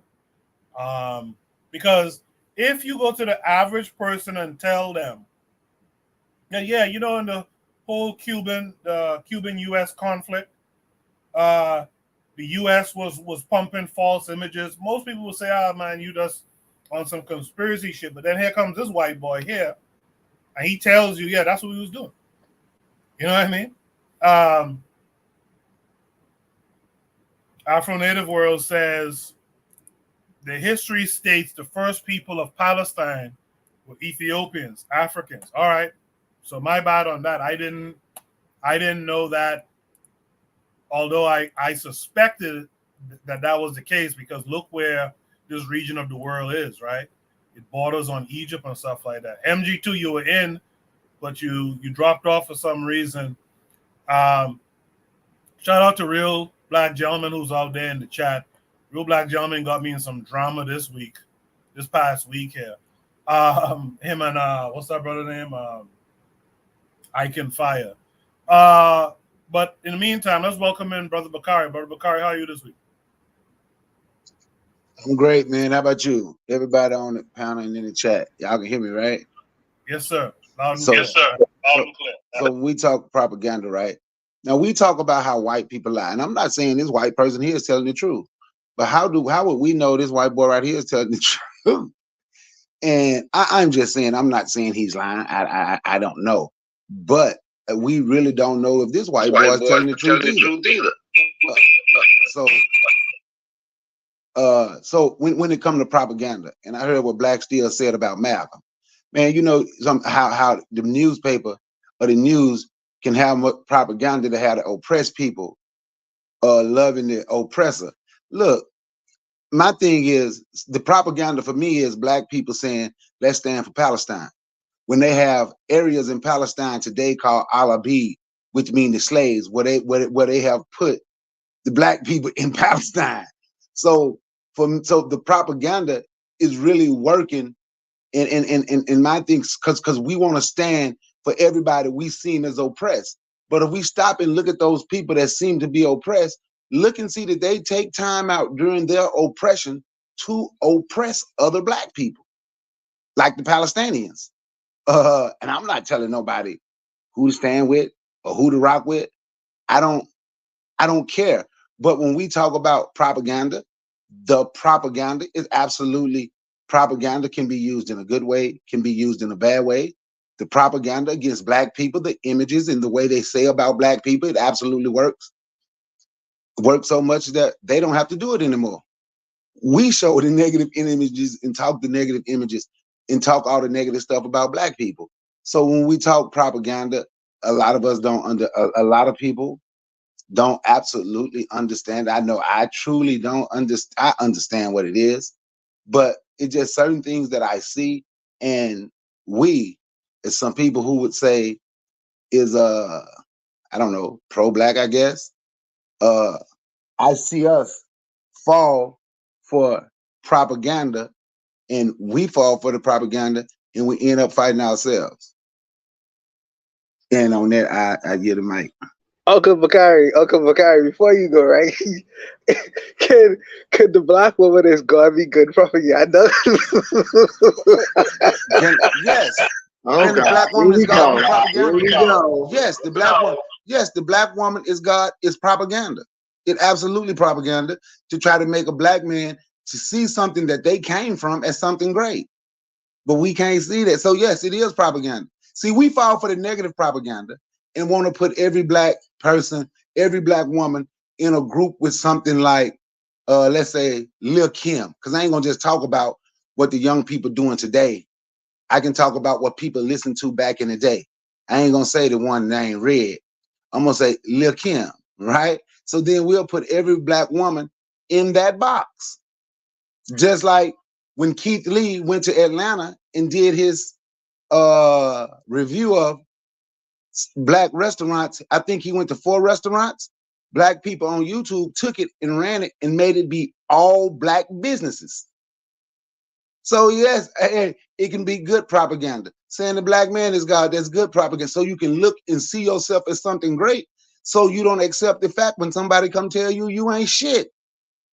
Then you would have the nuts to stand up to that, unless you really feel that you ain't shit. And the propaganda has worked on Black people. Awesome answer. No, Bakari, I agree with you. I agree with I don't have a problem with that propaganda. The Black woman is God, except for I think our people tend to take some of that propaganda and they don't complete the work. That's my only concern with that stuff. I have no problem, like the young kid earlier in the earlier prompt who said his mother is God. I have no problem. I thought about Bakari when the kid said it. I have no problem with that thinking. My only issue is a lot of our folks who need to do the work to get to that title won't do it. They'll just blanket themselves in the title. It's like Jamaicans saying that they're the fastest people in the world. No, you have Usain Bolt who's fast, and you have them sisters who run for the national team, right? But is the average dude in Portmore fat? You know what I mean? Come on. So that's the only push back, if you want to consider that pushback. But I appreciate that type of propaganda. Like Afro-Native World mentioned earlier, when the black woman was only spoken about, yeah, the black man is God too then. I have no problems with that. Let's welcome in MG2 this week. MG2, how are you this week? Doing good. Good. Always good to listen to you guys. I love this the commentary on propaganda. And one thing that I learned, Neil, because that is an English term, or I should say a European term, for the deception that Europeans do in order to create a social or a physical or even a military type of outcome. And propaganda is really useless unless it is turned into something material. I think of what's his name, Stryker, I believe, back in the 40s. You know, or I could even go with Joseph Goebbels, who literally was a propagandist. But he was nothing until all of a sudden his propaganda was put into something that materialized, and a bunch of small hats ended up for dinner. They were cooked at 350 degrees at 20 minutes in the ovens. So the thing is I really like those, the whole perspective of what propaganda is, because it is, again, a system of European deception that others use for a certain extent. Now, where it comes with Africans, I tend to wonder if things that we might call propaganda have actually been used. And maybe they have. I think maybe in the days of the Haitian Revolution, there was propaganda in order for us to win there. I'm pretty sure that was effective. You saw it over there in Vietnam, quite extensively in Vietnam, where Vietnamese, they had their own forms of, but they turned it into something material, and you see the outcome. And it reminded me of, I think it was Black Steel was bringing up what was going on in Iraq when, they said the babies in the incubator, stuff like that. That's propaganda. The same kind of propaganda got Emmett Till murdered. The same kind of propaganda. I mean, it's relentless. The thing is as an African, I tend to think in modern times, what are we using in terms of our own self-instilled propaganda, and has it been something that materialized and something we can use where we could go ahead and use it to our advantage? I tend to think not. When the whole comments came in about what is Zionism, and is again another European term for European construct, and I'm glad that I think it was Black Steel that brought up. I think that's the name I heard brought up Theodore Herzl, who was an atheist. But the thing is, Zionism in and of itself it's basically a business organization. Bottom line, I always look and say, what if somebody asks me, what is this so-called moniker, organization, whatever? I say, what has it done? What is it doing? And what does it intend to do? Then therefore, I could actually have a definition of what that thing is. I mean, it's very simple. If you know that something swims, that's always swam, that it's swimming right now, then you know that more than likely it's going to swim in the future. Chances are it's going to be a fish, a dolphin, a whale, or a duck, or something of that nature. It's very easy to go ahead and decipher. So when you brought up the term of what is Zionism, what have they done? Well, we could go through their so-called history. I just call it the record, because you see what the record was, whether it was that quote unquote Palestinian Nakba and all the other things that, of course, that's not an African term, that's Arabs, But the thing is, I say, what are they doing? And they're doing what they did back then. And it wasn't necessarily for pretty much ideology, because the individual that created it definitely had no dogma or any kind of dogmatic type of, spiritual, reality. His thing was, look, this is business. We got oil in this place. We've got this, we've got that. Now let's use somebody to go ahead and be our figurehead in order to take over this area that the Ottoman Turks have abandoned because Europe's kicking their butt. So I said, what are they doing right now? Well, it's the same thing. You know, if you see what's going on over there in that place they call Palestine, and I say they call Palestine because that's what they called it, not me. Well, the thing is they're doing the same thing that they did back then. It's a business organization. Of course, it entails the headline of, oh, these are Jews or whatever they call themselves. And of course, you know, if you see what they're doing, it's definitely, you know, taking land, taking things from others for business purposes. And then I say, what do they intend to do? And if you do some research, you're going to find out exactly what they intend to do, which is what I've been basically harping on for the last, you know, month and a half. They intend to go ahead and secure supply chains. They intend to go ahead and secure natural resource. They intend to go ahead and secure what I call the war of state, which is a war of borders, not ideology and not resource. So I say, yeah, okay, well, this is what businesses do. We could just call them in the stock trading world, we call it a hostile takeover. Ain't no different. So when I look at that, I see where the relationship of Africans is with these terms, i.e. propaganda, i.e. passport bros, i.e. Zionism, i.e. and I say, what's our relationship to these quote unquote terms? Is it something that we've used, or are we going to use, or have we used to gain an advantage against other folks who are definitely using their terms and their propaganda to take an advantage over us? These are just little things that I have to ask myself.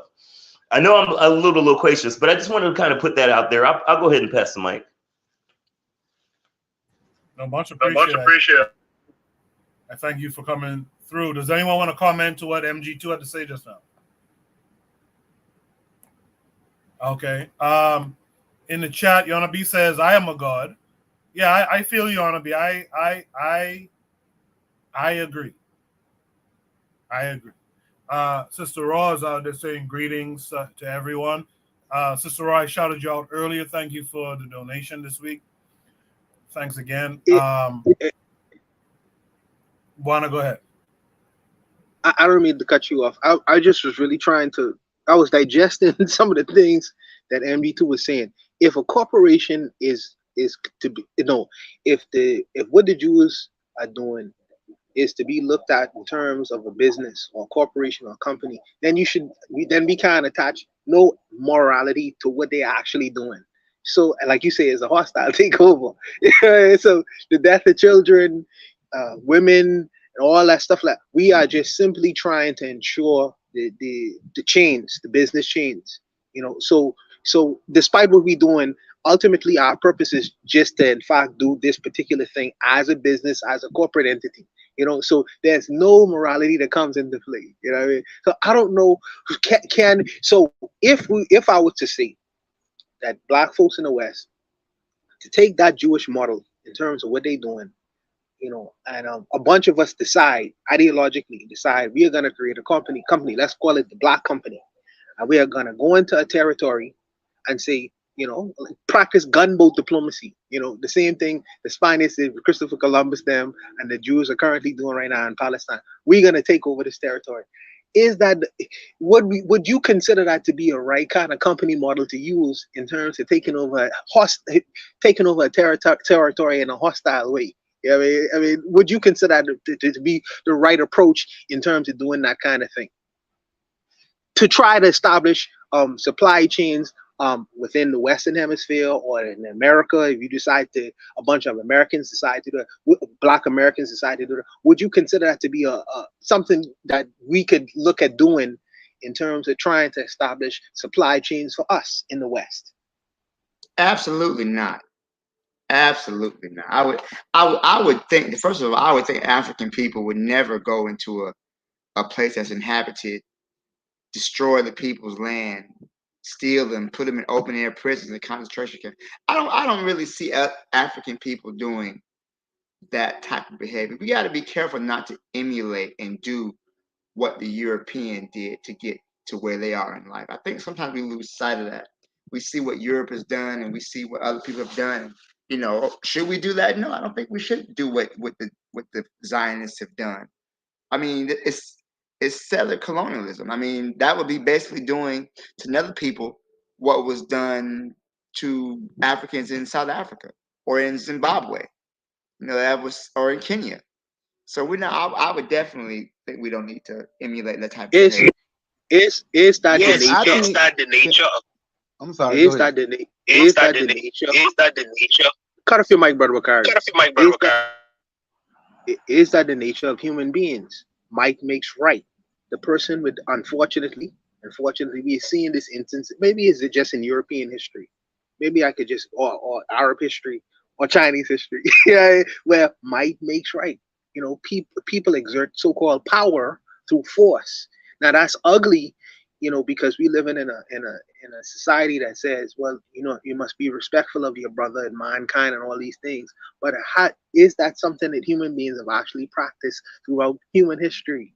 You know what I mean? Or have they practiced the idea of might makes right, gunboat diplomacy? I'm just asking the question. You know what I mean? But you know, I concede Black Steel. It's immoral to do. It's not. I don't consider it to be the best thing to do. I don't consider the fact that we should copy another person's strategy in terms of getting supply chains and things of that nature. But I'm saying that if you look at human history, isn't this what human beings have practiced throughout human history in terms of getting the things that they have gotten, in terms of creating nation states and doing all these other things? It's through acts of force, power, and sometimes ugliness. You know what I mean? But I would just stop there. I'm just asking the question. I think Yes, that's been the role. Yeah, Bakari. That's been the role of the male animal. Every male animal, a man animal. That's what they do. Well, we understand we animals.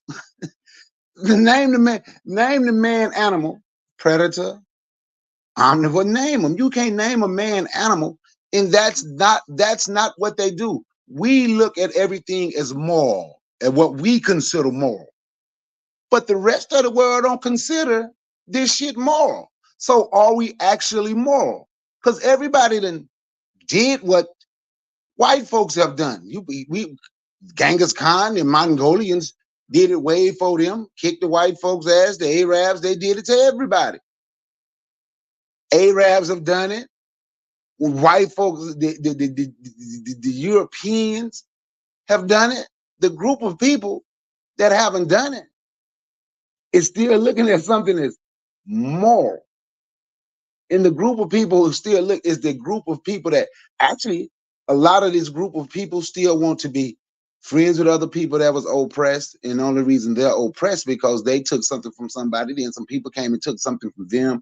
And that's how the world, the one group of people that haven't taken anything from nobody, don't have a military to defend themselves. We're not trying to create anything to defend ourselves. So if you look at the animal kingdom, that's what animals do. You can look at the gorillas, the chimps, the lions, the leopards, the jaguars, the crocs, the hippos. That's what men do. I'm just saying. I don't necessarily see it as immoral. I don't. That's my take on it. I feel it back. Before someone else goes, two things. So StreamYard told me when Bakari and MG2 came in that you were on Android or Google devices or something like that. And I guess for some reason Google devices, Androids, give a lot of feedback and stuff like that. I just got that notification a second ago. Second of all, damn it, I forgot the second thing I was going to say. It'll come back to me later. MGT, you go ahead in the meantime. Yeah, hopefully this is not feeding back. Yes, I think I got that notice too. I really like where Black Steel is going with this because it gives me the ability to present a lot of questions. And I'm glad that Brother Bakari also had helped clarify a few things that I've been talking about for, like the last 50 years. There's something that I learned, and that's self-preservation is the key to common sense. I mean, that's, just what common sense is, to be around. That's what intelligence is. Intelligence comes from the ability to want to go ahead and make sure that you're going to live another day. Because I think that it's not only just, animals or male animals at that. It's just common sense says, hey, if something is a detriment to the ability for you to see another, a sunrise, then you're going to do whatever it is to go ahead and make sure that that threat is alleviated. You know, I mean, you know, I've seen little dogs go up against giraffes. So, so clearly there's, you know, some common sense and intelligence within the self-preservation mechanism of all living species, except for some. And I'm not going to say, because I don't like, you know, a lot of times, you know, a lot of Black folk don't like me saying this, but it's quite obvious.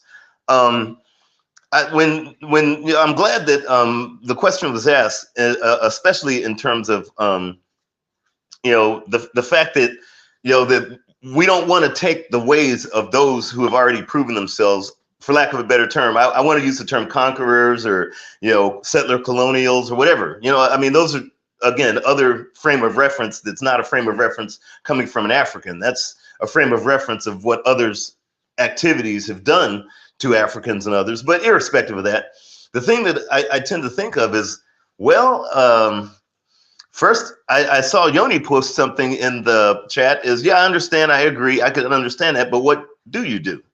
Okay, what do you do when faced with an opposition to your survival? What is the common tactic in order to, I mean, gaining supply chains, even if you have to go and use a gun, is not just gaining supply chains so you could go ahead and put somebody else's frame of reference called money in your pocket. It's also a mechanism of survival so your community can survive. That's been happening throughout throughout time. Okay, we see lions and hyenas do it every day when there's a fresh kill. The thing is, you know, I can understand, and I'm glad Black still brought that up, because it really presents a lot of very simplistic questions, like, what do you do if not? Well, I tend to think like a forest fire, you fight fire with a better fire. And even if everything burns to the ground, your fire will go out last. Because the thing is if not, you will be consumed by smoke inhalation of someone else burning you down.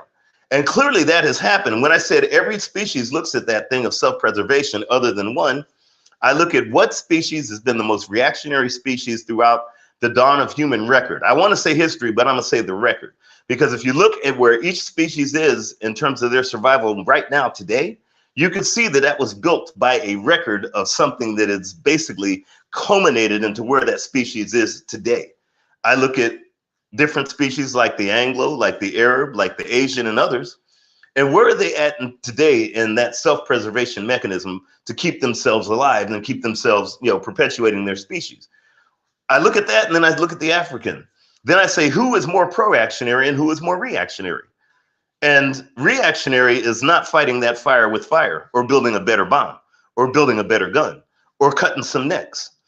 Reactionary is definitely, I see that more in African. I may be wrong, but I see it more in African. And then I say, where are we at through those activities, through that record that we've built up of being more reactionary than pro-reactionary? You know, not being settler colonialists that we should. You know, I mean, we should be taking every supply chain, every land and anything else as African people to sustain our species, irrespective of whatever morals or whatever somebody else thinks. I don't care what other races think. I'm out here to self-preserve, have that self-preservation for our species. So anything that we do to go ahead and maintain that, irrespective of someone else's morals or someone else's thoughts or ideologies, is immaterial to me, because only thing that's material to me is for us to be on top of the world. So the thing is I look at that and saying, I see what our record is, because I have not seen us go that route as quote unquote settler colonialists, conquerors, or anything else. I look at the record, and where's that record culminated? It culminates when I walk outside 5 minutes from my house and I see nothing but Black folks living under tents or living or sleeping on the streets. Or I see them in prisons, or I see them, you know, having so-called gender wars instead of getting in the bed and producing as many babies as we can to build our population. I see them as, you know, young males that don't even know they're males anymore and, you know, decide they're going to be 3 different genders. I see that in the fact that we rely and depend on everybody else in order to keep us alive, whether it's from medical, food, information, international trade, technology, security, you know, i.e. defense, finance, you know, media. Others are we're depending on everything else for us to go ahead and have the mechanisms for survival. So clearly, I look at what's our reactionary position culminated in to this very day. And I've seen that for over 55 years.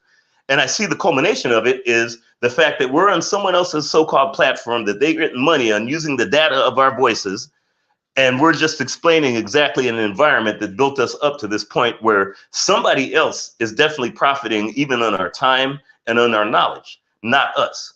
So then I look at the other races and say, ads of settler colonials, whether it's the Chinese in Africa right now, or the so-called manifest destiny, or what you see in Is It Real going on with those small hats.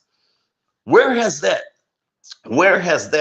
in terms of the record culminated for them? They're pro-actionary. Okay, they don't care about morality, they care about their species. So I have to, and I'm glad that you guys brought that up, because it really clarifies kind of the thing by using what I call the record. Not history, not facts, not evidence, not beauty, and not truth, because that's in the eye of the beholder, but the record never changes. If it rained yesterday, I cannot say it unrained. So this is the record that I've seen and that we experience as I'm talking to you, that we experience every time that we've invented almost everything that everyone uses, but yet we have not profit off the things that we invent. Okay, everyone else does. So clearly that might not be a reactionary. It might be just the fact that we might be inept or whatever. But the bottom line is, to be loquacious, not only would I say that we should not that we should go ahead and I won't say mirror, but outdo what these settler colonialists and these conquerors and these manifest destinies have done to us. Not only should we outdo that, but we should make it permanent to where nobody ever could do it again, because we're that powerful and that in control, not only of our destiny, but the entire planet. I'll pass the mic. I wanted to apologize to Afro Native. I want to apologize to Afro Native World. This was a thread, it seems, on Twitter. I didn't realize it was a thread. I hope that didn't change the prompt too much, but next time, whenever you guys post a thread, state it in the prompt. Oni does that a lot. State it in the prompt, a thread, and that'll let me know to, scroll down a bit more. Black Steel and then Bakari, because Bakari says something in the chat. I'd like him to spell out some more. So Black Steel, go ahead.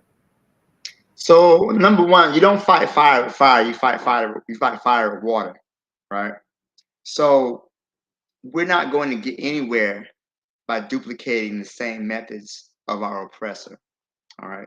So all that you will have is that you will have the same shit that the planet's already being destroyed. You'll have the same inequality.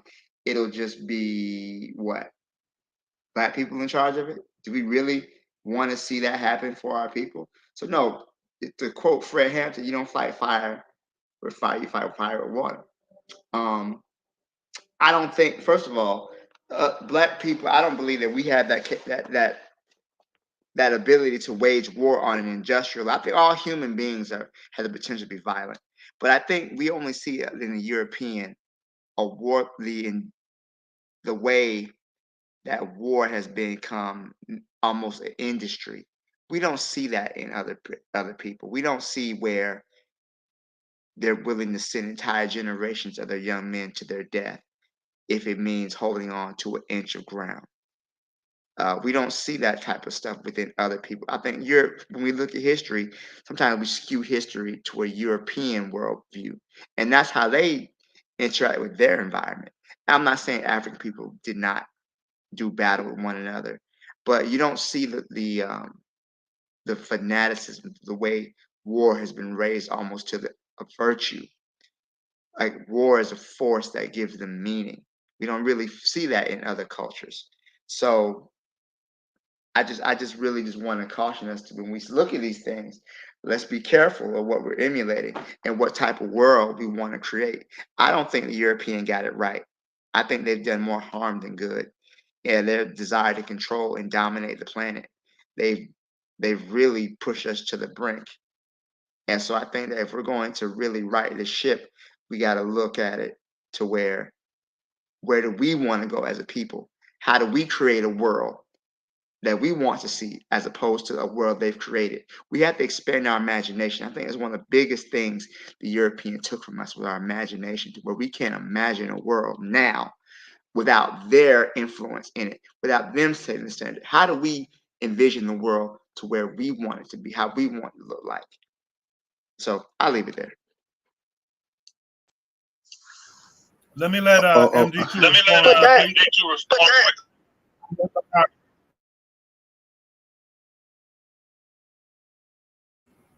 MG2 and then Bakari. Go ahead, MG2. MG2, if you're talking, your mic is muted.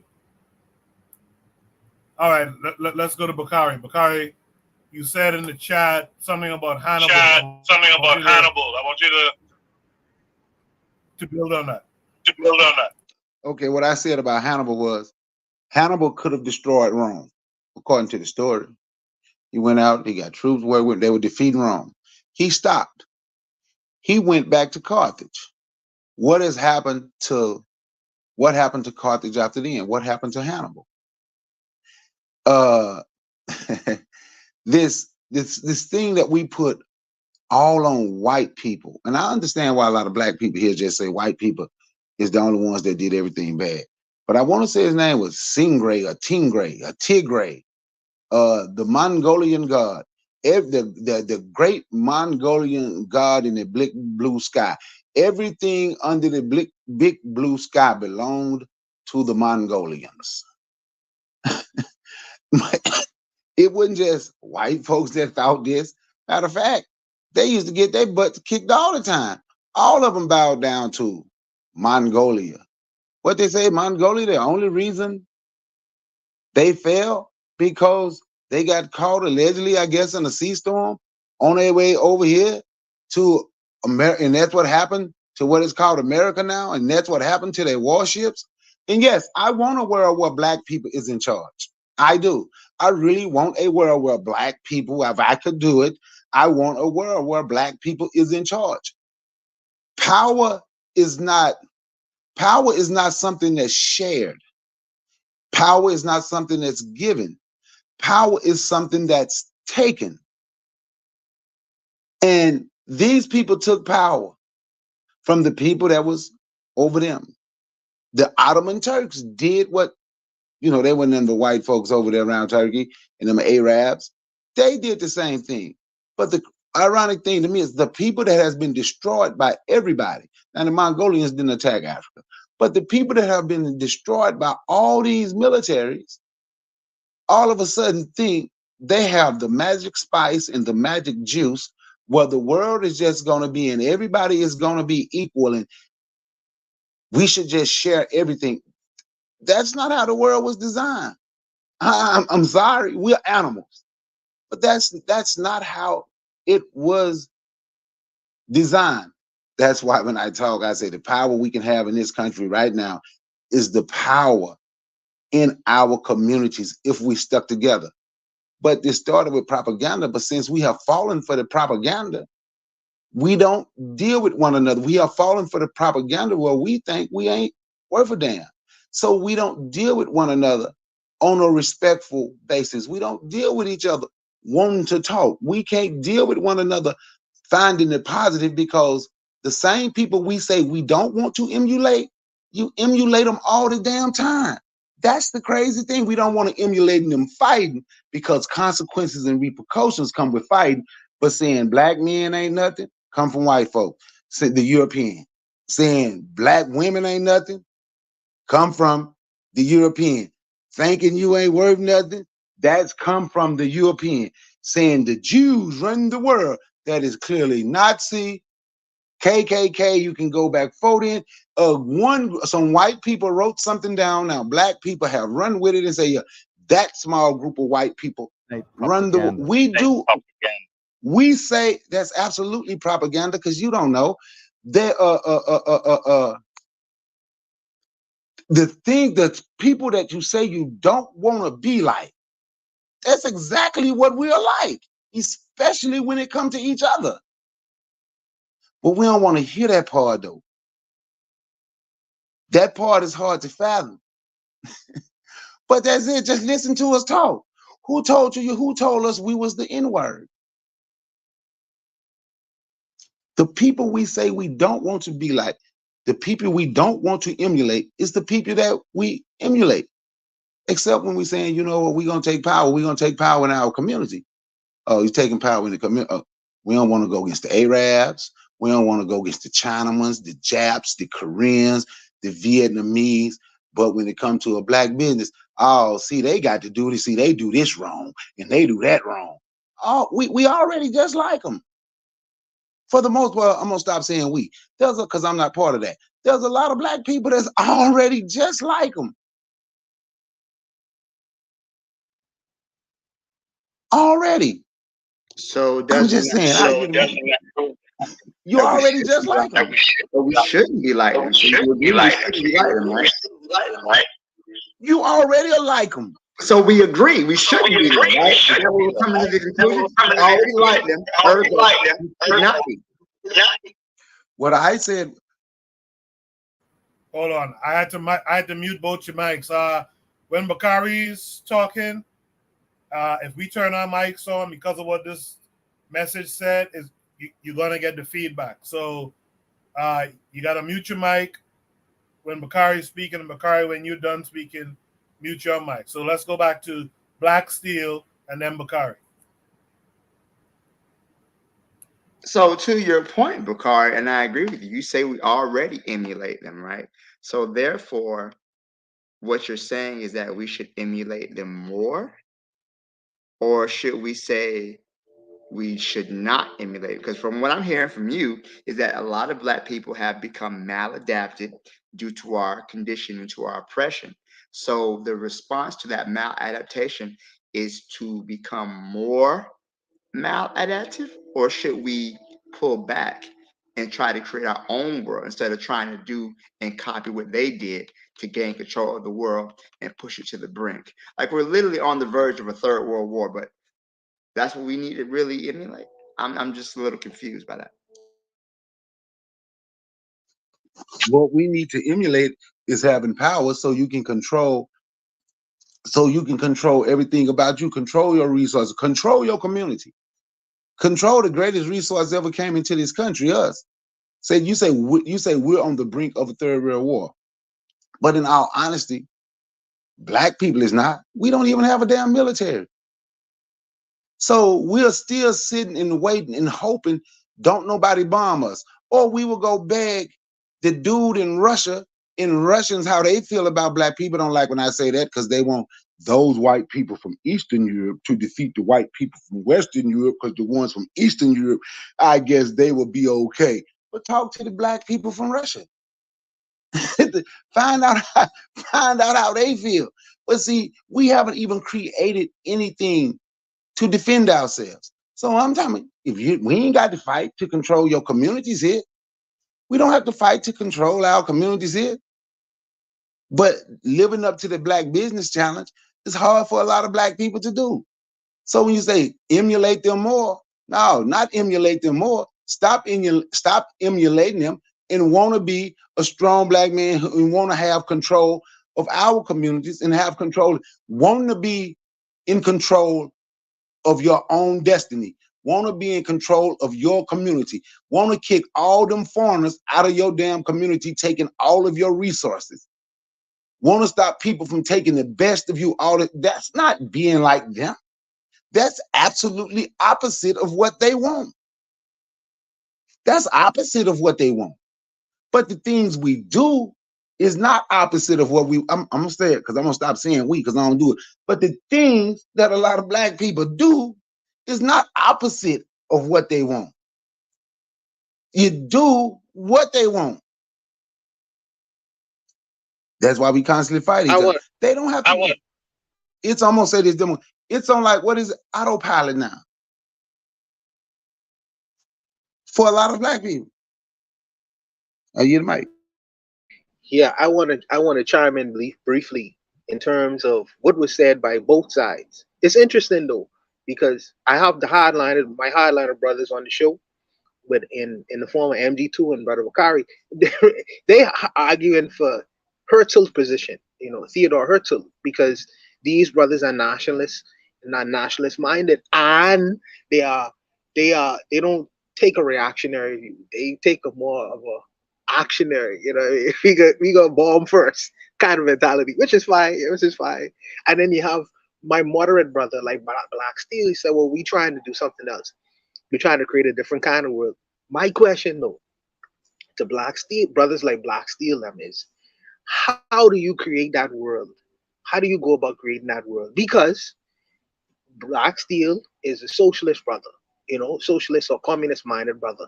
Castro them to create the world that they was trying to create. They did it through force.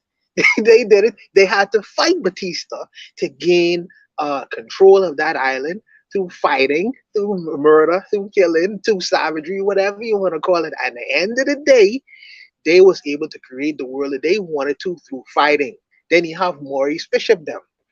They had to create that world by Alcon, to remove, well, the guy, he wasn't there at the time, but to maintain themselves in that position, they had to use force to maintain themselves in that position. They was ready to go up against the most mightiest military on the face in the face of humanity, which is the United States government, to maintain that world that they had created.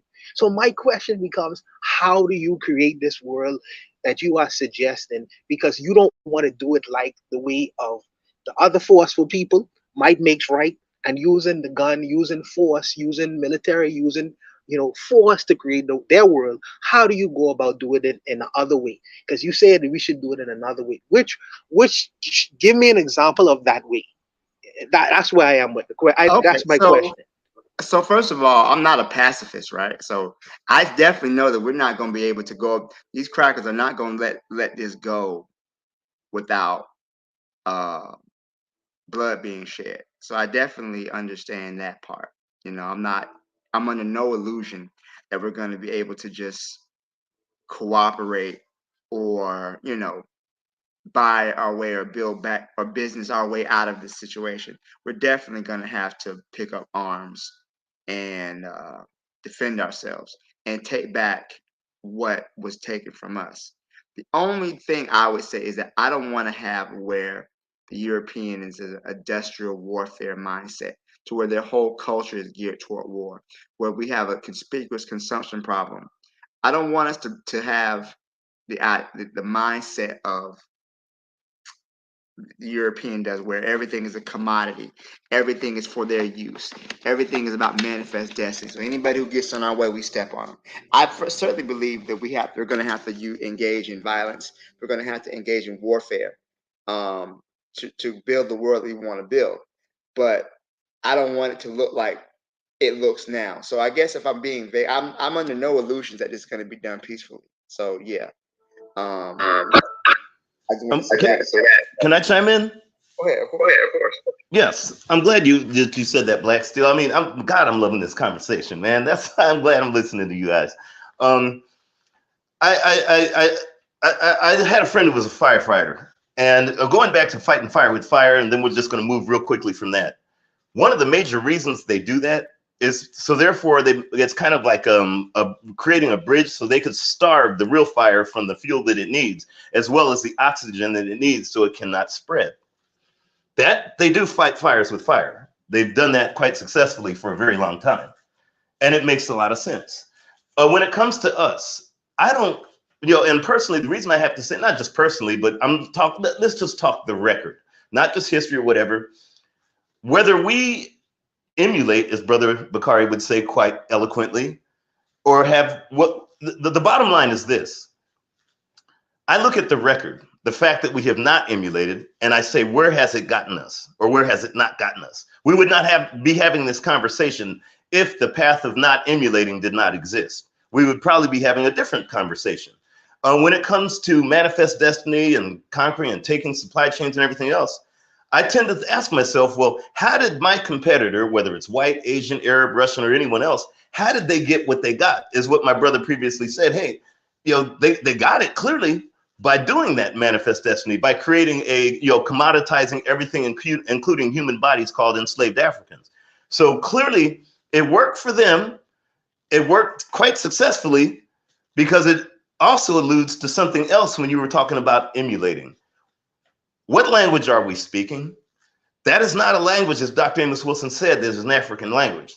That was forced upon us in order for us to survive. So clearly, if I have to emulate in order to survive on somebody else's tongue, I don't think it would be wise for me not to emulate the ways of war in order for us to go ahead and not have to use their tongue and I say that abstract in ways, or not have to use their economy, or not have to use their whatever culture, whatever.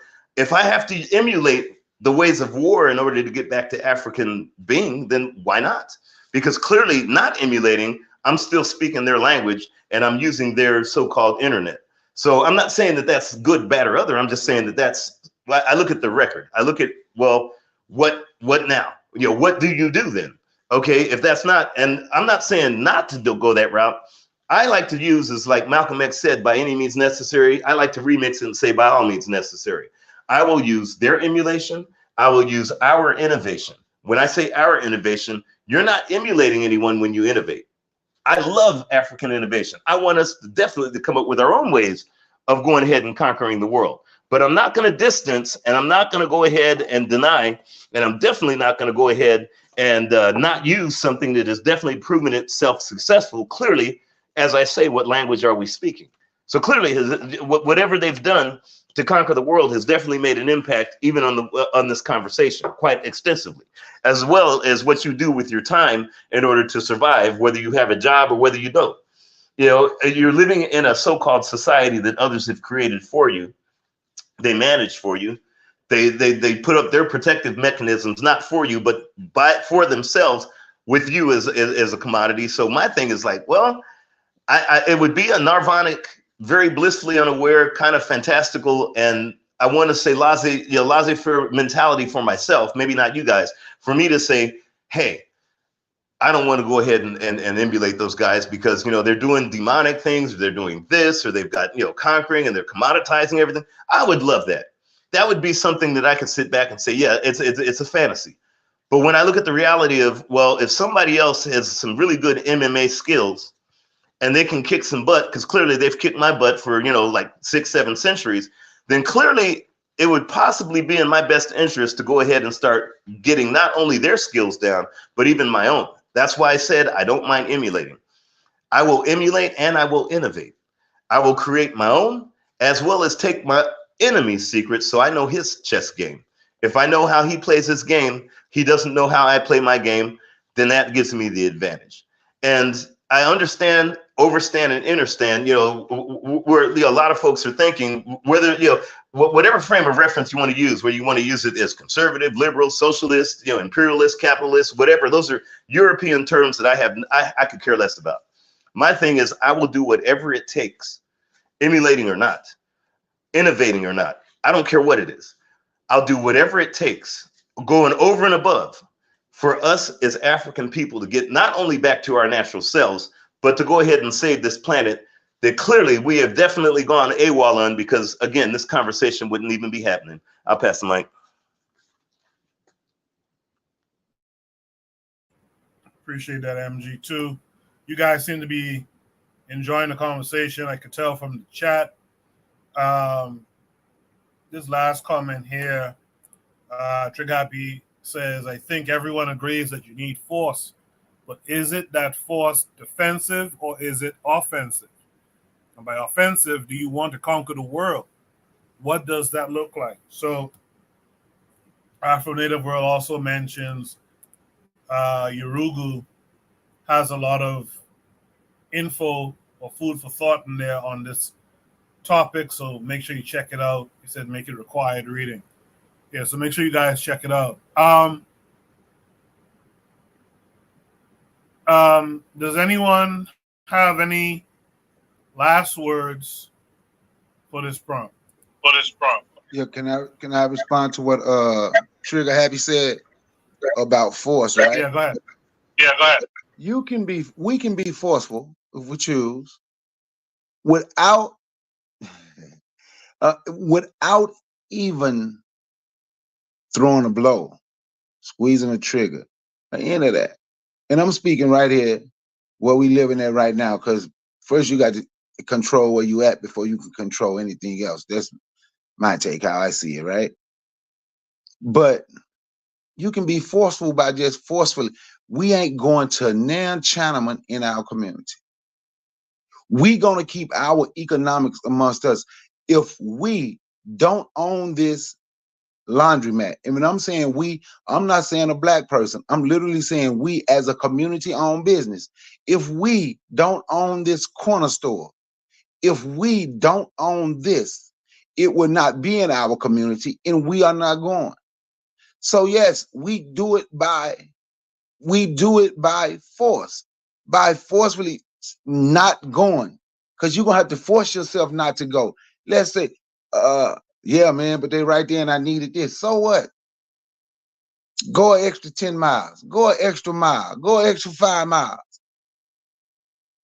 Put it in your head that we want our community. We should be in control of the economics. We should be in control of the stuff that's going on in our communities where we live, where our children live.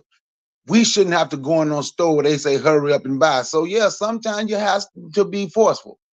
And then when they on their way out, we can break some windows and stuff. But you can, yes, but we're gonna have to be forceful to take what we want. To take us back, we got to be forceful. I'll get the mic. Appreciate that, Bakari. Anthony McPhail says, even Mao Zedong said power comes from the barrel of a gun. Afro-Native World mentions how he'd love to hear the panel discuss books like Urugu. You know, that crossed my mind before. You guys can post prompts from books that are, you know, common in the community. That so the likelihood is higher that people have read it, or at least people will have access to it. But definitely, you guys can post prompts about, you know, a passage or something in a book.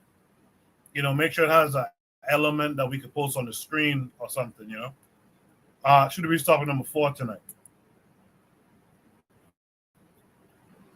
Should we read topic number 4 says simply, is she correct? Let's see what the she is.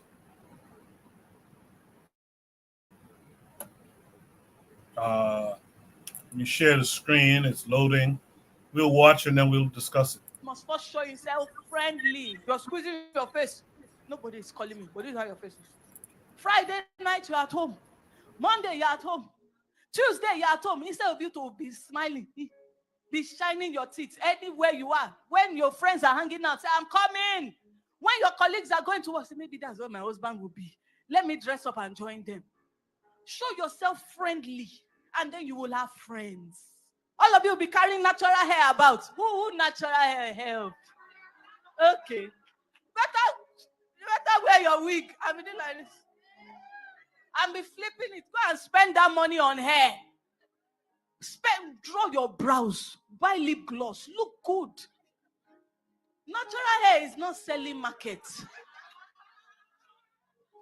When you marry, you off your wig because you have entered. There's nothing they can do about it. But before you enter, don't be caught on fresh. Never. Package yourself well. I'm just spiritual. The guy will run. Where are you? Prayer meeting. Where are you going after work? Prayer meeting. Okay, what about this Friday? Prayer meeting. Oh, me, I'm a Catherine Coleman kind of woman. You know, I'm wearing the mantle of Catherine Coleman. You will wear that mantle and be single. There is a time for everything. What happened to your midnight? How can't you pray there? In the evening, when he wants to take you out, I'm available. I'm available. What are you doing? Nothing. All the prayer meeting I've attended this year is okay. It's okay. Call Sister Ivan, tell her, excuse me, you know we are single. You know you are your husband's house. My Friday night, one guy wants to take me out. Please allow me today. Let's see if this is the one. Truly and truly, these are the issues. This is why sometimes men will not leave church to go and bring one Jezebel. Because all the sisters are unavailable. Always busy in prayer meeting, in fasting, in prayer. You're always there. Every meeting, you are there. Bishop so in town, you are there. Bishop this is in town, you are there.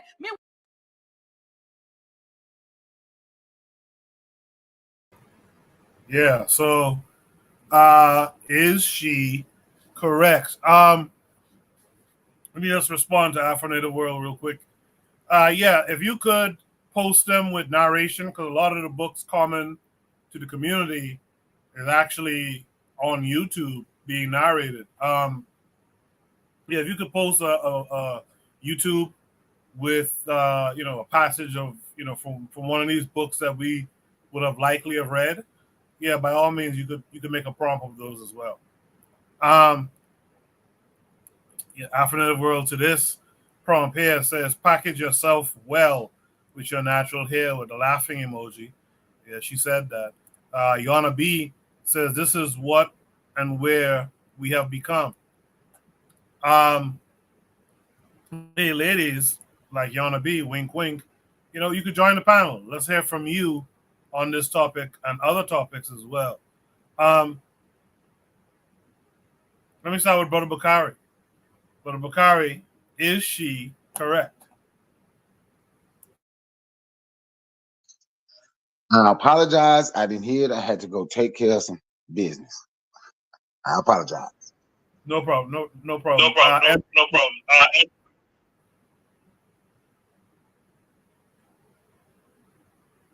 All right. Looks like MD2 is not there. Black Steel, what say you? Man, I couldn't understand nothing she said. Her accent was too thick. I'm so sorry. What was she talking about?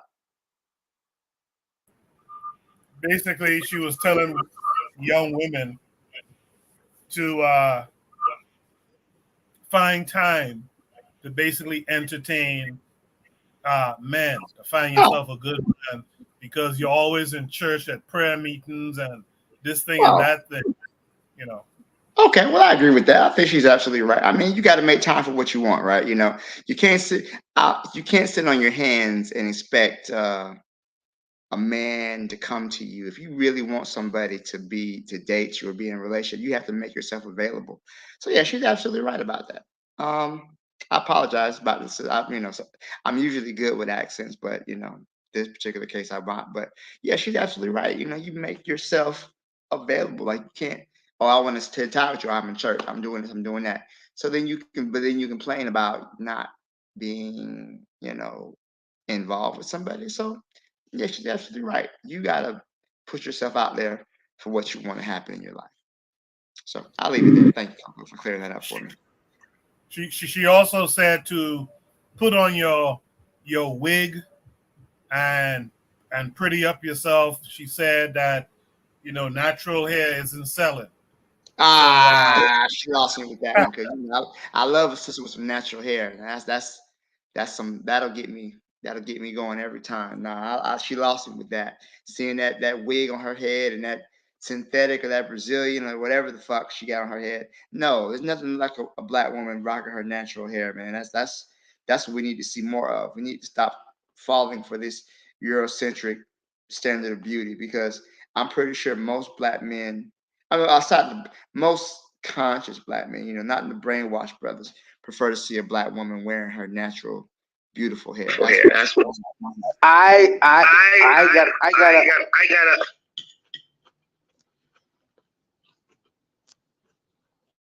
This can you all hear me? 1 2 1 2. I can hear you. Go ahead. Oh, yeah, Black Steel.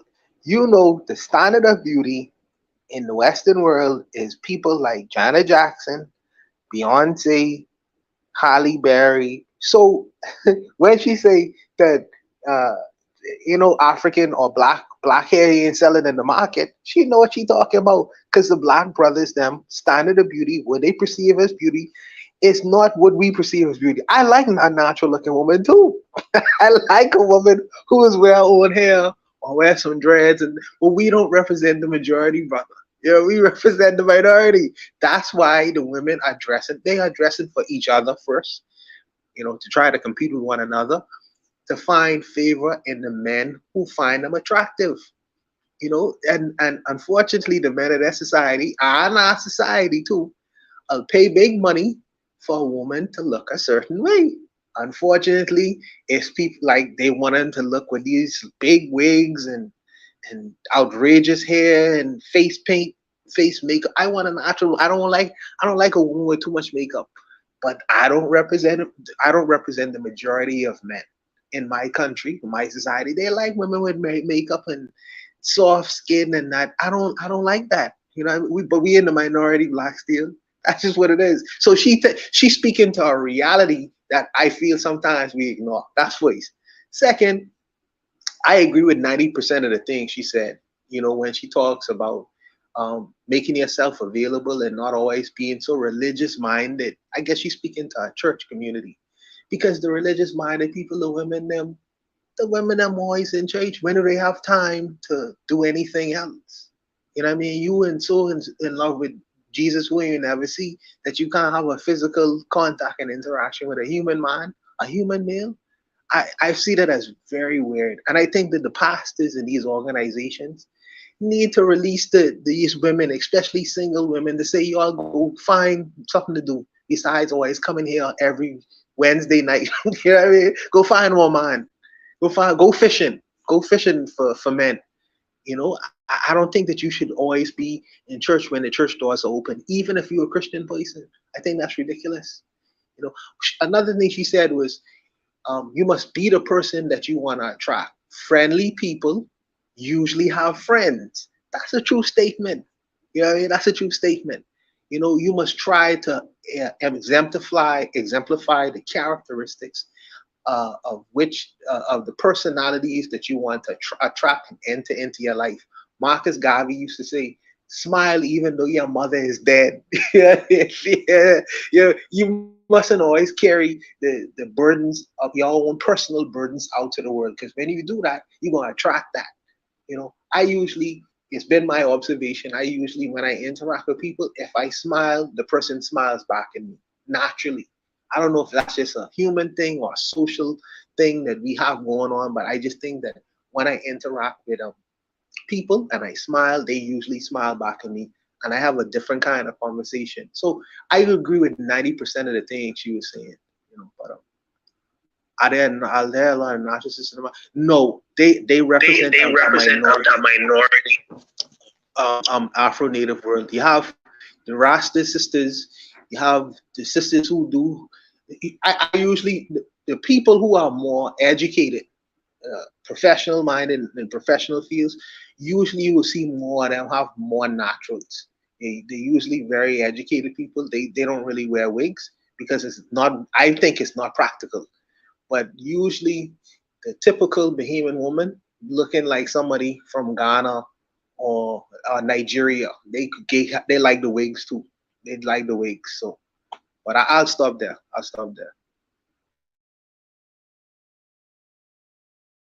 All right, thank you for that.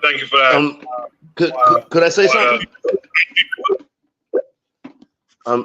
Is it possible to say something? Yeah. Yes, sir. Yes, sir. Go ahead. Yeah, I just wanted to say, anytime when the subject comes up about women, especially when there are men that are bringing that conversation up, and this is just my own observation for the last, almost 60 years. Whenever a man brings up a conversation of a woman, hopefully he'll look within and say, look, women are nothing more than a reflection of who we are. That's the bottom line. Women do, of every species, because every species, whether it's a marijuana plant or as Brother Bakari said, a lion, it doesn't matter. The female species is a reflection of what that man or that male of that species is. Do they protect the society? Do they nurture them? Do they educate them? That's what men do. Okay, they educate the young folks how to survive. There's a lot of African customs that'll actually show you that. The thing is people are always going to do what they want to do, for even if it's unconscious or subconscious, not just on a conscious level. They'll do things instinctively for what they deem their self-preservation. And that self-preservation doesn't necessarily mean you're out on a mountain trying to be a prepper. It means even, sometimes just holding on to a job is self-preservation. You will act, dress, you will speak a certain way in order to preserve that so you could live another day and you maybe watch your Netflix. So whether they're wearing wigs or not, even unconsciously, they're doing what is in the self-preservation. And part of that is even getting a man. part of that, women don't just necessarily dress to go ahead and impress each other. That's nonsense. A lot of folks will say that. I grew up around a lot of women. That's ignorance. Women might go ahead and dress around each other to impress just for one reason, to compete against one another. And I've seen that for over 40 years. Okay. And especially when I was a child. No, 60 years now, I've seen that. They dress and they act amongst each other, and folks will say, yeah, they're just trying to impress. No. Because at the bottom line, that instinctual thing that there's basically a nature in and of itself, she's going to want to reproduce one day, and she cannot do it with another woman. Okay, it doesn't happen. So the thing is irrespective of what the sister's saying, she could be deemed correct in many aspects. She is. She could be deemed incorrect, especially when it comes to, hey, you got to go ahead and dress like a European in order to, find that self-preservation mechanism. Maybe not. Maybe so. Who cares? Bottom line is for Black males, hopefully, to recognize you could always look at the state of a society, a tribe, a brood, a pride, a hyena clan, a congress of baboons. It doesn't matter. You could always see the state of that species by the state of its women, because the children are the reflection of the women and the men. So hopefully brothers will digest that whatever these women do and say, all they're doing is basically a reflection of who they are. And if they like that reflection, which clearly it seems like we do, we see a lot of these rappers and everybody else. And I mean, what adopted that European standard? So unfortunate frame of reference that African women do. The fact that we have to call it natural hair and not just hair tells you one thing alone. We added an adjective to something that's natural. Okay, you don't see other individuals saying, hey, you're wearing that straight hair. No, because that's natural to them. They're not using a frame of reference that's outside of themselves, but yet we have to use an adjective like the so-called term African American to describe who we are. That's unfortunate, but that also tells you that it's a reflection of the state of who we are. Reactionary, a mirror, or what my mom says in her 80s, shadow people. We're shadowing things and not being the originator that cast the actual, the shadow, not taking that light in and being the original. And that in and of itself, the fact that you even use that term, natural hair, tells you for some odd reason, whether we like it or not, whether it's good or bad or whatever, it is unnatural, because we would be saying, hey, you like their hair? That's when you're talking about, we use adjectives like, hey, that brother, Black person, Black this and that, but not saying, hey, I saw a guy walking down the street today. If I said that in our mindset, because of our frame of reference being someone else's, if I said I saw this woman walking down the street or this guy walking down the street, immediately, most of our people will see somebody that does not look like them unless I use the adjective Black. So that already tells you in and of itself that women are always going to be a reflection of whatever the men do. And you could tell the state of a race by just looking at them. I'll pass the mic. I appreciate that, MG, too. Who did I not get to? Buana, right? Buana, did I get you on this one yet? Yeah, you spoke to me about it already. Okay, so Buana, Black Steel, Bakari didn't hear it. All right, so does anyone want to add any other last thoughts here? There's a conversation going on in the chat that you guys listen to the playback should check out while you're listening. Man, tonight is a night of forgetting. There's something I was going to bring up. Oh, yeah. There's a poll I have up in the chat. I'm going to end it now. Oh, damn it. The question of the poll was, do you think Shoot the Breeze is misogynistic in its nature? Interestingly, we had 83% of people said no, and 16% said yes. So that's like what, 1 out of 6 people said yes, that Shoot the Breeze is misogynistic in nature. That's very, very, very interesting. Very interesting. Since there's no last thoughts, it seems, on this one, let's go to the last topic for tonight. Let's grab it. Shoot the Breeze topic number 5 is going to be, come on. Shoot the Breeze topic number 5 is, should we judge boys by how they dress or not? Are the examples used valid?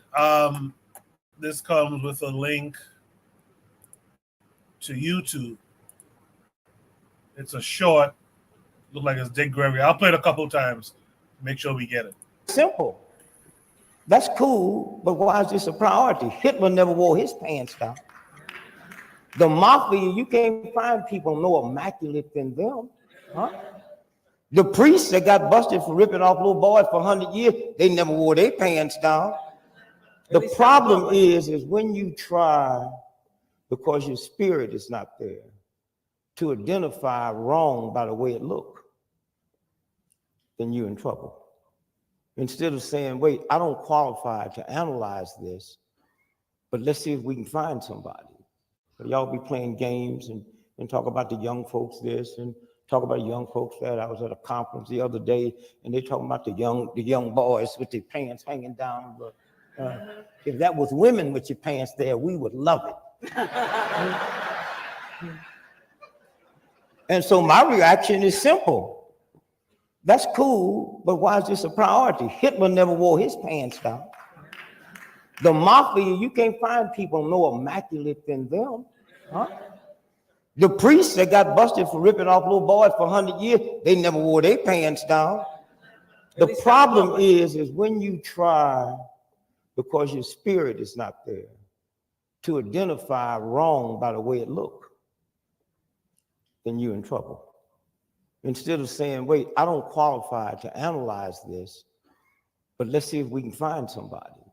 But y'all be playing games and talk about the young folks this and talk about young folks that. I was at a conference the other day and they talking about the young boys with their pants hanging down. But if that was women with your pants there, we would love it. And so my reaction is simple. That's cool, but why is this a priority? Hitler never wore his pants down. The mafia, you can't find people more immaculate than them. Huh?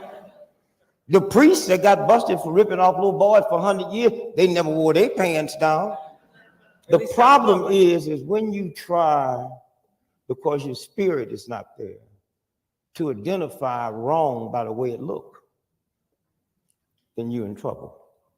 Instead of saying, wait, I don't qualify to analyze this, but let's see if we can find somebody.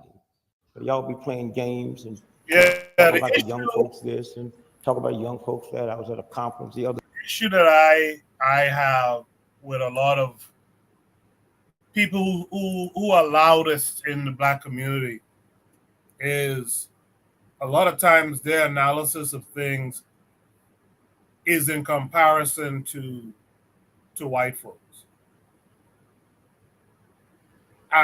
Instead of it just being something that we just don't like and we just won't tolerate within our society. For whatever reasons, we have a certain taste and a certain distaste for things. And, you know, we shouldn't have to compare that to the fuckery that other people have perpetrated, right? Like, we should just be talking about and amongst ourselves as people groups scattered across this globe. What is it that we kind of, you know, what is our innate feelings about certain things? You know? Now, you could argue that maybe if what is taught to us is true, that we were naked moving around through the continent, right? Then you can argue that, well, we are carrying out like a dominated or you know, the mindset of the oppressed, you know, because we already have been dominated in that way, right? I'll get it. But so, you know, so maybe we talk about clothing when we shouldn't really even care about clothing to begin with, is what I'm really trying to say. But regardless of what it is, where it stands right now, most of us, I believe, look at some of these behaviors, the way folks are dressing and carrying themselves and the associated behaviors, and we just don't want it. We just don't want, regardless of what this white boy was, we just don't want the shit. Anyway, I've rambled. I don't know if Bakari was present. Did he catch that video? Yes, I heard that. I heard that one. All right, Bakari, what are your thoughts? First of all, I don't know why he want to compare us to some Italians. He said who was more immaculate than them. Then compared it to the Jews. Not the Jews, the priests, and how they didn't wear their pants down. The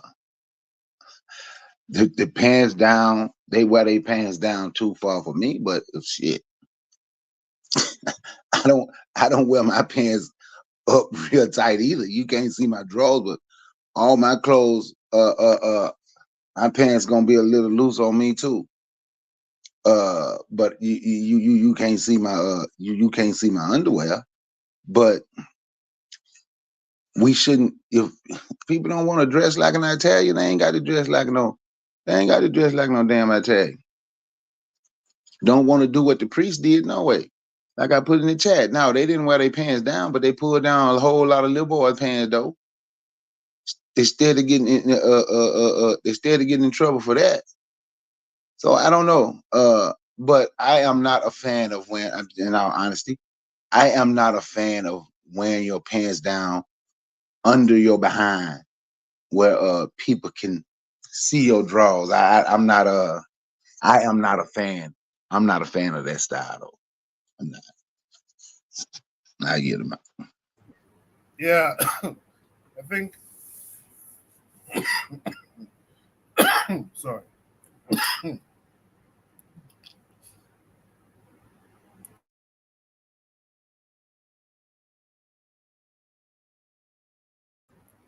Oh man.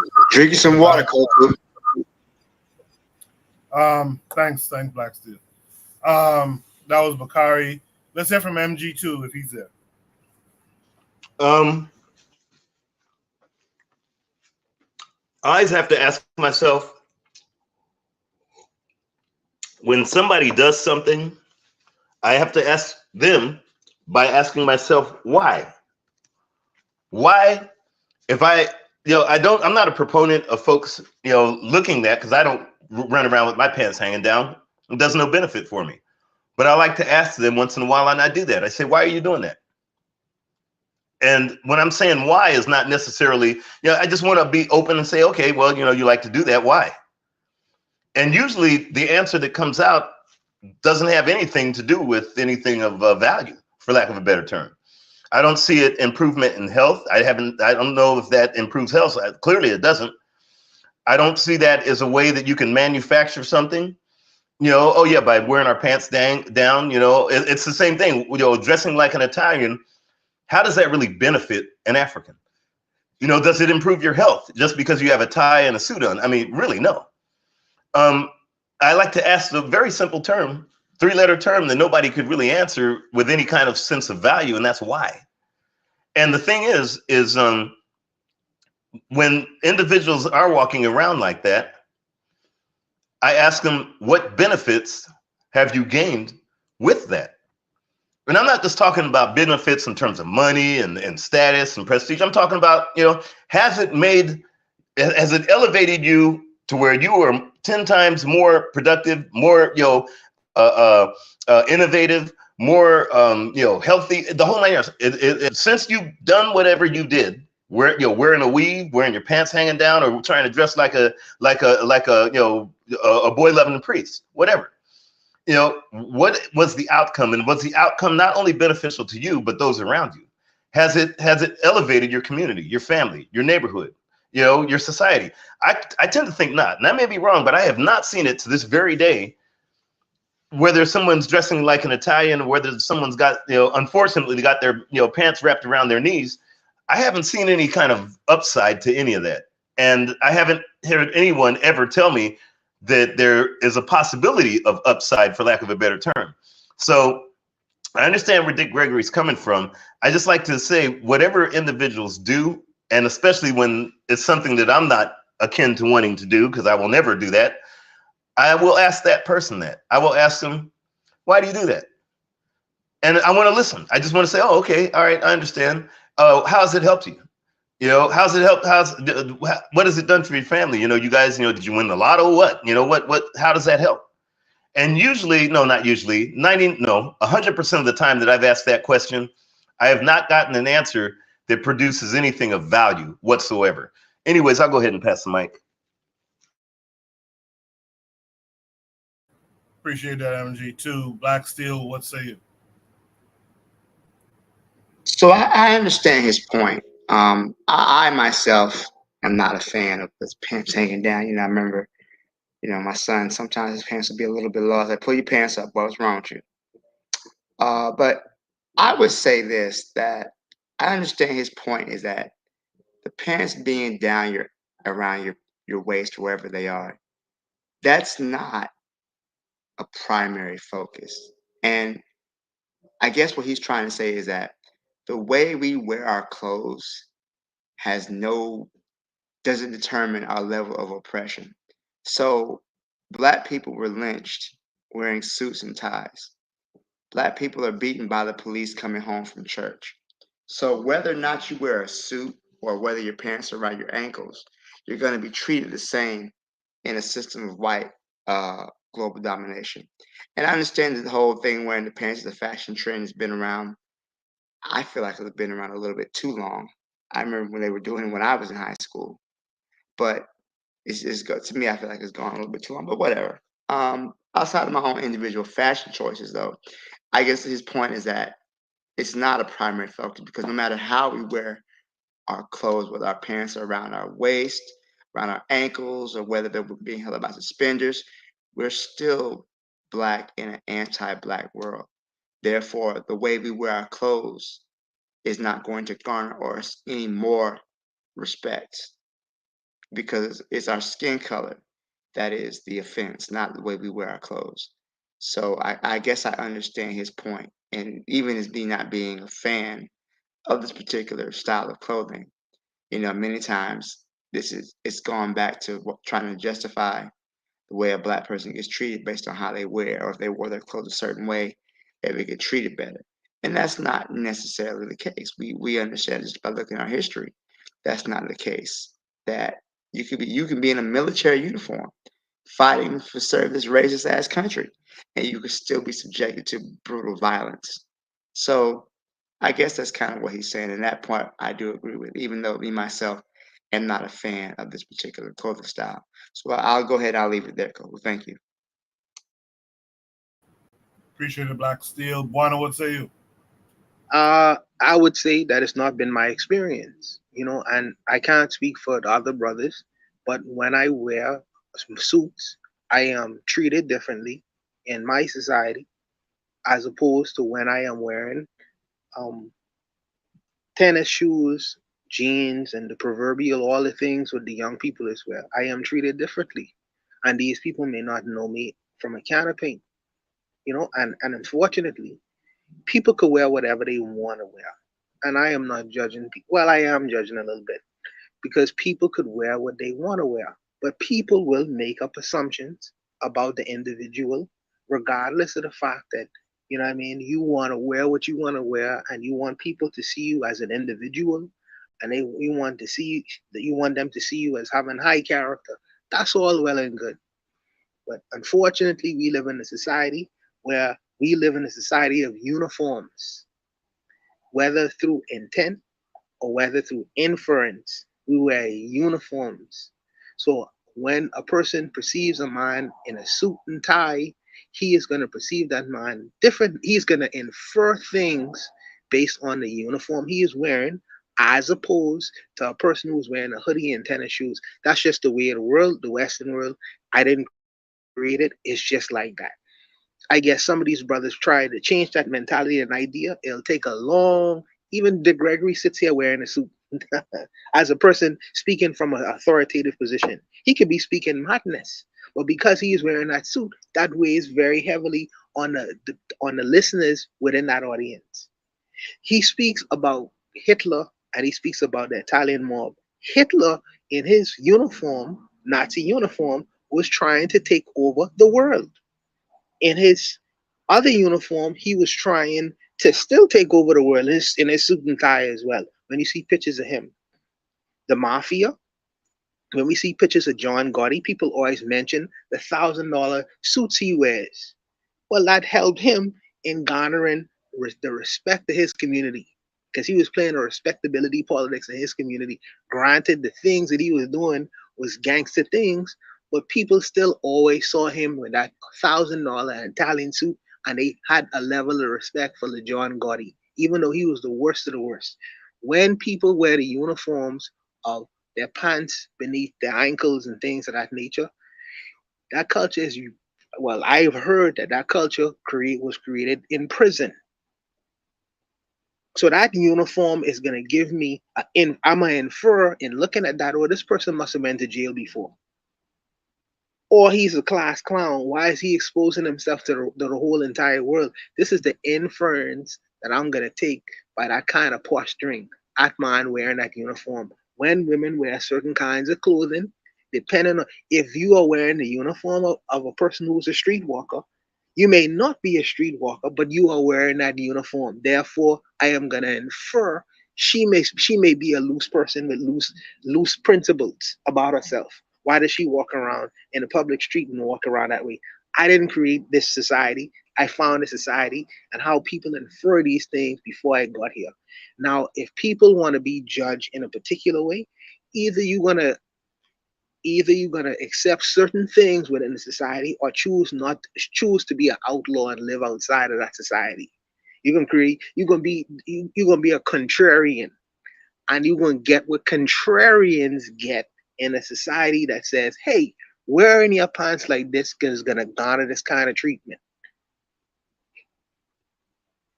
When we point to the fact that people back in the day was hung with their suits on, that is a legitimate argument. Even military uniforms, that's a legitimate argument. All I'm saying is that's not been my personal experience. I've lived in a predominantly black country, and I've lived in a predominantly white country. And in terms of how I'm spoken to and treated, it is different. It is different. That's been my experience.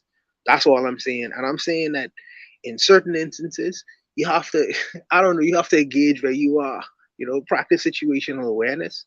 And it is what it is, man. Like I say, I didn't create the world that I exist in. I found it here when I came here. And unfortunately, people judge you out sometimes by your outward appearances. That's just the way of the world. So, but I'll stop there. What say you guys on the panel to Juana's assertion about the statutes of society? That's, it was here when I got here. This is just how it's been. What say y'all to that? So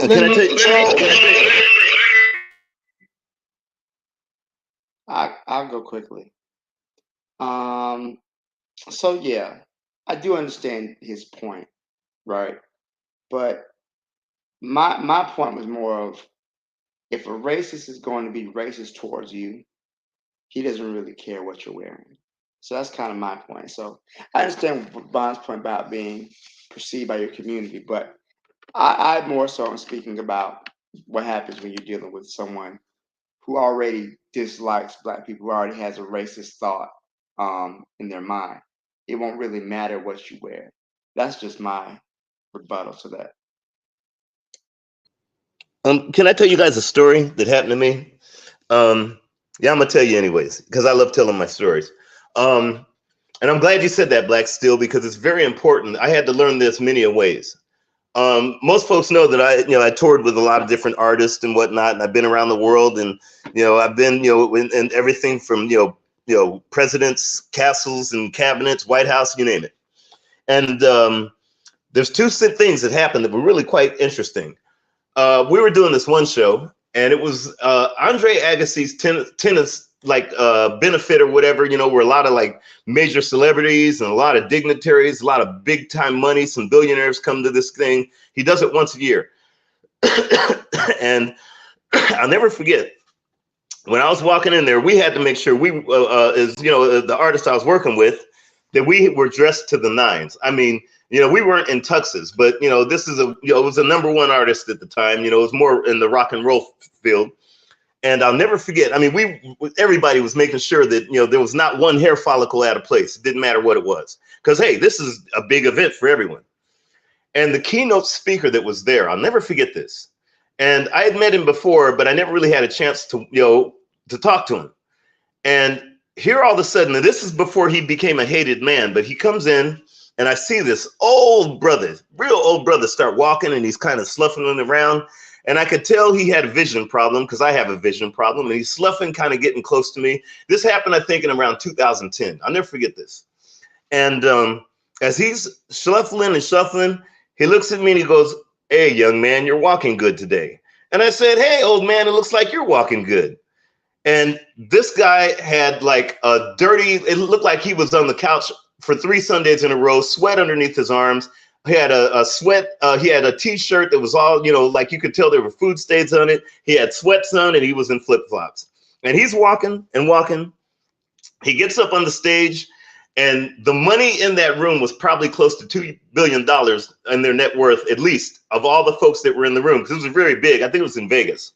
And, you know, like I said, it was Agassi's thing. You know, they were doing raffles for people that, like, you know, you could spend an hour with AC/DC's drummer, and you could spend an hour with Jay-Z's rapper, whatever. And, you know, they were giving raffles, and it would cost, like, you know, okay, that one went for $1 million. Okay, now you can spend an hour with such and such. But this brother, he gets on stage, old guy, walks on stage, and I was like, whoa. All those folks in the room, you could tell that they had the best designers from, you name it. You know, you could tell it was like MET Gala, you know, like Fashion Week. That's how much money was in that room. And the brother gets up on the stage, and he gets in there, and they all started clapping and, you know, laughing, and they were getting there, and he grabs some mic, and he started, I won't say cussing them out, but he's like joking and clowning all of them in his dirty t-shirt that had food stains on it with sweat underneath that he definitely didn't change in like 3 weeks, with sweats on and flip-flops. And they were captivated by every word he said. They gave him, like, you know, a 5-minute standing ovation. That guy was Bill Cosby. I'll never forget this. And the thing is his uniform that day didn't matter. Okay, it was like they didn't give a crap on none of that. Okay, they were like, look, this dude is powerful, at least at the time. Like I said, it was around 2010. It's like a lot of us have this frame of reference, that, and that's to kind of answer what Wanda's question is in terms of, hey, I just got here. This is the way this society is. The thing is we frame our frame of reference, especially as those who are not in power, on what dictates from those who we perceive that have that power. And clearly they do, because I don't make my own electricity in the house. I do have to turn a switch on. But the thing is that really hit me really hard when I saw Bill Cosby get on that stage after we were clowning each other in the hall. And that was his uniform. That was his show clothes. That was his attire. He came out dressed like that, and he didn't even give a crap in the world. And it reminded me of something that I've been doing for years at what they call the money show and some of these conferences. I had done it because I didn't care. And a lot of times we say, well, look, the person first perceives us and what we're dressing in the attire that fits their motive. Hey, I just came in this world. As Juana said, I came in this. So I might have to do whatever it is for my self-preservation. I go to these places that are basically, they used to hold them a lot. It's like money show, gold conference and stuff like that. Many of the times that I went to these conferences, you know, the net worth in those rooms would be rivaling that of what I saw in that show, that Agassi thing. But when I go there, I'm up there talking to individuals, and sometimes a keynote speaker will have me talk. I'm not in there in the clothes that I'm wearing that I should, quote unquote, be wearing. I'm in there in a t-shirt, sweats, and tennis shoes that have like tour swag on it. Like, oh, I toured with Poison, or I toured with Prince, or whatever. I don't care. But when I'm at that mic, they're captivated about what I say. And when I get off the mic, like one time I was wearing an Elijah Muhammad t-shirt. Forgot I even had it on. One of the guys that was a broker, and he was like the front for a brokerage, you know, trying to sell his brokerage, comes up to me and tries to tell me everything about Elijah Muhammad. Why? Because he wants me to join that brokerage. So the thing is of course, first impressions are the impressions. But more importantly is, what do you think of yourself? What kind of badge are you going to put on yourself? If you are pants hanging down around your, you know what, then clearly that's what you think about yourself. I understand, overstand, and understand a lot of what we do is because of what's been imparted or inferred, as my brother says, into us from a society that we had nothing to do with, that we're a part of, unfortunately.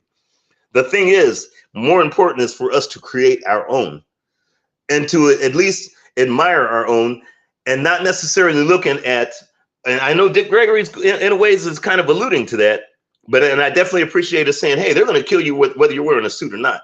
The main thing is to start just looking at whose frame of reference are you trying to impress or depress. But just make sure you recognize that you are not a part of that society, and no matter what you do is not going to be a part of it unless they're going to use it as a tool, a weapon, or a lesson against you. I'll go ahead and pass the mic. Any other last thoughts here? All right. Hey, Coco. Uh-huh. Hey, can you pull up an image? I don't know if you can do that or not. But if you can't, don't worry about it. But if anybody on it, look up a guy, huh? Image of Jeff Fort.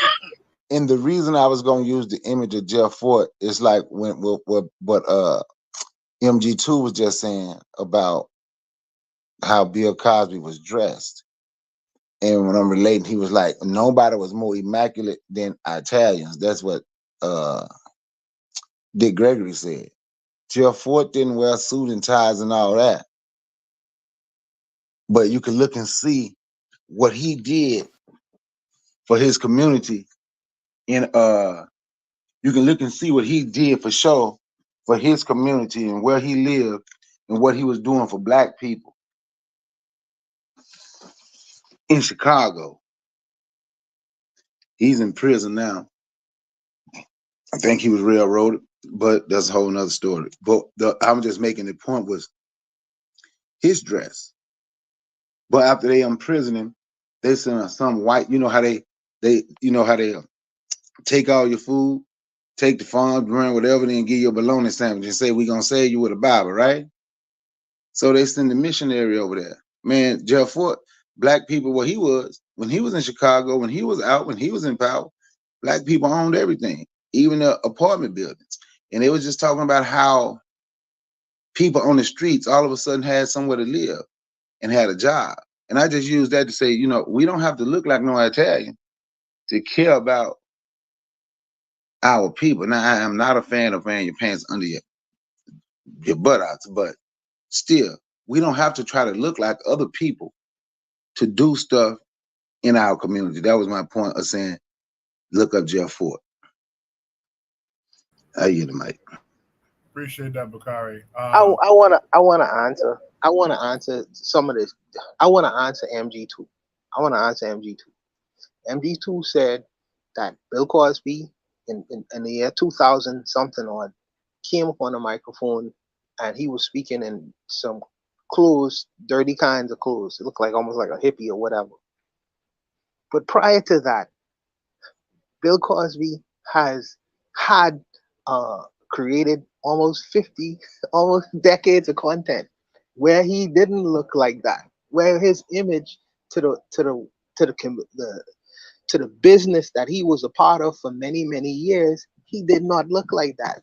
So he developed enough currency, in terms of what he would have done prior to coming to that microphone and looking like that, where people would look at him to some level of respect. They say, well, this man, he's created this content, he's done this work, he's created and galvanized millions and millions of dollars. Therefore, he could dress like however the hell he want to. A regular person off of the street would not have the ability to come in that room, dress as Bill Cosby would have dressed, and be able to garner the listening ear of everyone in that room, because he would not have the same kind of currency as Bill Cosby would have. And when you mention yourself, you worked in the stocks and trading industry for many years, I assume. You develop a degree of currency. I'm sure within that time you would have worked and created, made many people wealthy.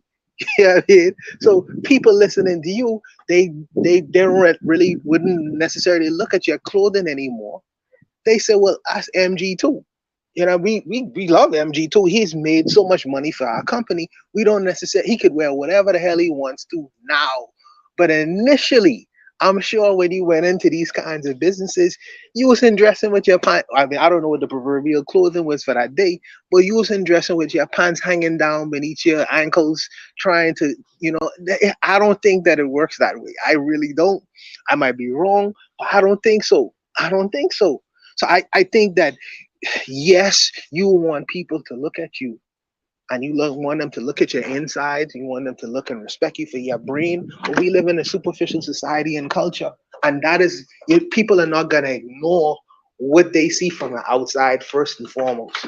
You know, they're not gonna ignore your uniform. I think your uniform matters, and if the brothers who are trying to play contrarian and wearing their pants down to their ankles and just looking crazy, they're not going to be embraced in certain sectors within our community or the so-called dominant society in the greater world. That's just what it is. They're going to be perceived as clowns. But that's just my opinion. I could be wrong, but that's where I am with it.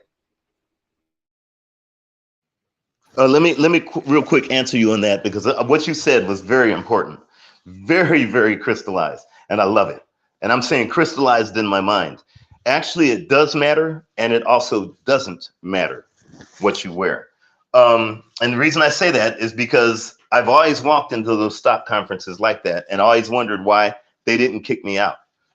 And I'm like walking in and I'm like, but then in the back of my mind, I didn't care. I mean, it's just amazing how that worked. I'm like, wow, I'm the only one in here with t-shirts and sweats, but yet everyone listens. And you're right, it's about that currency. Not the currency I built up, but the currency that I have, that I possess. And even then, I didn't have the currency that I built up. It was just as somebody says, this guy, as you said, this guy can make us a lot of money. So therefore, they will listen. But then in a ways, it doesn't matter what you wear, because Emmett Till was killed regardless of what he wore. You know, it doesn't matter how many of the, like the brothers that were lynched in their uniforms, whether it was World War I, World War II, or even Vietnam, and they were wearing the U.S. uniform, but they were still lynched. So it didn't matter what they wore. It reminds me of another gig that I did. It was a Star Trek's 40th anniversary. I'll never forget that, over there at Paramount. And the artist that I was with, he's a jazz artist, quote unquote jazz artist. Y'all know who he is. And I'll never forget that, because I'm sitting there out back by the trailers. And this is how crazy things get. Everybody's dressed kind of, you know, with a tux and a t-shirt. Some of them didn't have their tuxes on. Some just had their shirts. And the artist that I was with, #1 artist, I mean, one of the most, you know, most well-known, quote unquote, jazz, and I say quote unquote, jazz artists of modern times. And we're sitting out there and he's standing and he looks over and you know, just minding our own business. He didn't have his instrument with him and whatnot, but we're just kind of standing there. If you guys saw him on the street, you would know exactly who he is. And all of a sudden, this young sister came up and she goes up to him. We're all standing there. And she says, "Excuse me, sir, can you tell me where the other entrance is at? And by the way, can you get us some cocktails? And we were wondering if you could go ahead and bring us some of the plate of the hors d'oeuvres." And this young sister was definitely a celebrity, or at least a hanger-on. And he looked at all of us. He was dressed in his performing clothes. And he looked at all of us kind of like, don't let everybody know about this incident. Remember, this dude was at the top of his game in terms of jazz. I mean, everybody knows him. They even did a parody of him on The Simpsons. But the fact that he was dressed in that uniform, that he was accepted in there, he was still looked at as a butler and a chauffeur by somebody who was just outside. I'll never forget that gig. So it just kind of gives you the duality in terms of sometimes it does matter and sometimes it doesn't matter. You know, I just wanted to put that out there. Yeah, and I respect that. But for me, I am not, and you, like you say, who are you doing it for? For me, I am doing it for myself.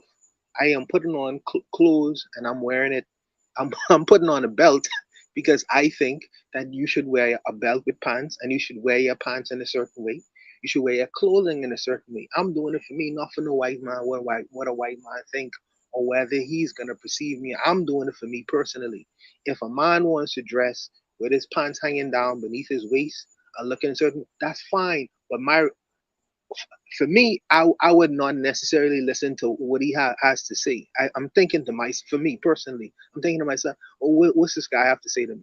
You know, what's he gonna say? And I could lose out on a whole lot of information based on how I may perceive someone.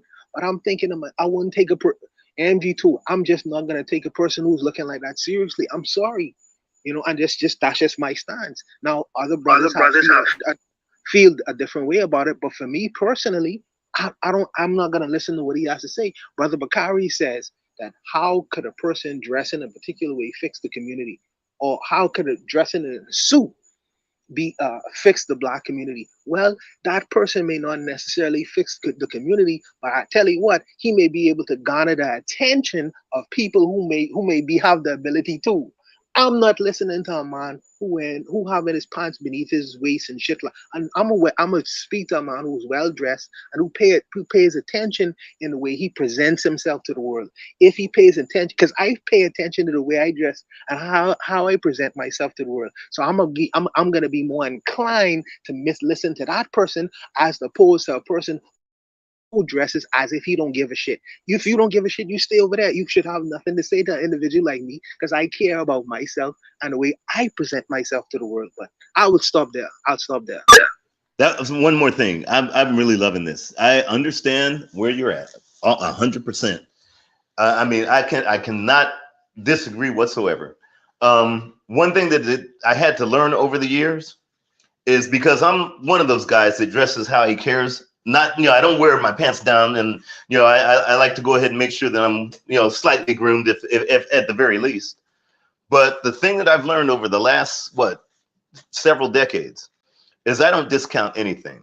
There was a guy he's the one who did he did a lot of Motown songs. He did the soundtrack for Saturday Night Fever. He's the one in charge. He was one of the guys that actually helped produce stuff that I was working on when I was a kid. And he taught me something, and this is why I won't distance whatever I'm approached with. I'm not going to, even though that uniform might be a uniform I don't necessarily should take seriously, because it might be someone you guys might call homeless. It might be somebody that I'm like, well, this dude, if his uniform is saying that he doesn't care about himself, why should I? I understand that. But this dude, I'll never forget him. He was a major producer back in the day, and he did a lot of records, Solar, you name it, all the old hits. And then he told me, he says, look, kid, never leave a stone unturned. Even if it's a stone you don't like, you could always go ahead and cover whatever you saw back up. But just make sure, leave no stone unturned, because you never know what's out there that might benefit you. Even if it's a person that doesn't wear the uniform that you want them to, that you might not think they're taking themselves seriously. And that's something that I had to learn over years, decades and decades, which is kind of like, why I've been on the adventures I've been on, around the world, with presidents, with kings or whatever, is because I had to tell myself, I'm not going to leave that stone unturned regardless. I know that individual might be dressed into something I don't even want to get close to, because this is not me. But they may have something that's very useful for me, who does pride in the way I look or the way that I present or whatever. But they'll have either a lesson or a tool or a weapon that I can use. And looking at that Bill Cosby situation, or that jazz artist that I was around, or even the times when I'll go into these conferences where everybody else is dressed in suits that are at least $3,000, and I'm in a t-shirt and sweats and tennis shoes. And therefore, because I admire and respect myself and what I got between my ears that other folks want, need, can't, do it out and ready to kill for, I learned a very long time that what matters is what I present. What, as you were saying, what you do, you think of yourself. What do you present in yourself? I walk out of this door not like I'm king, but I'm God. Everywhere I go, I'm the one who's controlling everything, irrespective of the scenario. And I think that the uniforms we wear definitely enhance that, but I'm not going to put 100% on that being the cause célèbre, for lack of a better term, of one's existence or even importance. Because remember, even Ted Bundy, he wore suits, and so did John Wayne Gacy. I'll go ahead and pass the mic. Hey, let me say something right quick. So me, when I said about is the wearing a suit gonna help fix the neighborhood, that was in basically kind of like in response to Dick Gregory talking about Italians and all that. Like I said, that's why I pulled up Jeff Fort. if wearing a suit is your personal thing, that's your personal thing. Like me, like I said in the chat, I don't even own a suit. I never liked neckties my whole life. I didn't want nothing around my neck tied like that. I'm just being honest. I don't. But that's me, and I'm not against a brother wearing a suit. It's also like you say, wearing a suit can get attention of certain people, right? And that's possible, and that's so. I can agree with that. But jeans and sneakers, because I really can't wear. I don't really wear shoes, because I really can't. I got bad feet. They hurt, right? So, but I can garner the attention of certain people too. So I'm not knocking a brother for wearing a suit. Like this suit and the suit and tie brother can work hand in hand with the jeans and sneaker brother. It's not a competition. It's not me saying, oh, something wrong with you for wearing a suit. You're trying to conform to somebody else's ways. That's not what I'm saying. And I don't want nobody to take it that way. So I just wanted to make sure people understood what I was saying. I think, thank you, Brother Bakari, for that. I think a follow-up prompt for those out there who tend to post prompts on the Shoot the Breeze channel on the Discord. I saw it mentioned earlier in the chat. I think Afro-Native World said it. But I think it'll be a nice investigation to see how would our people take us if we're not wearing the European suit, but a suit that has more cultural relevance to who we are. Would people have taken Malcolm X seriously if he at all times was wearing something more African, so to speak, in nature? That's an interesting discussion that we can have. So if someone can post that on the Discord, that'd be great. If I don't remember to. That's the show for tonight.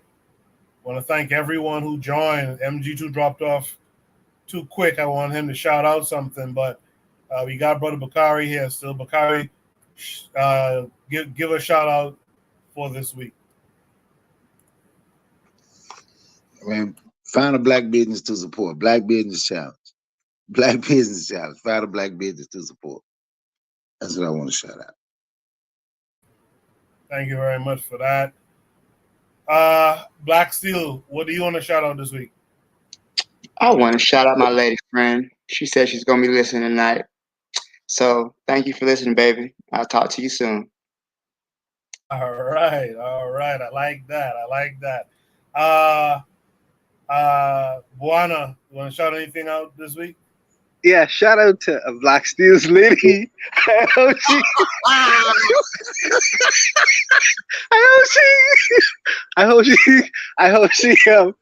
she is listening as well. I got a whole lot of information in terms of what Black Steel says, baby. Only nothing. Oh, by the way, Brother Bakari, you know you my man, 100 ground, brother. Nothing you could say to me.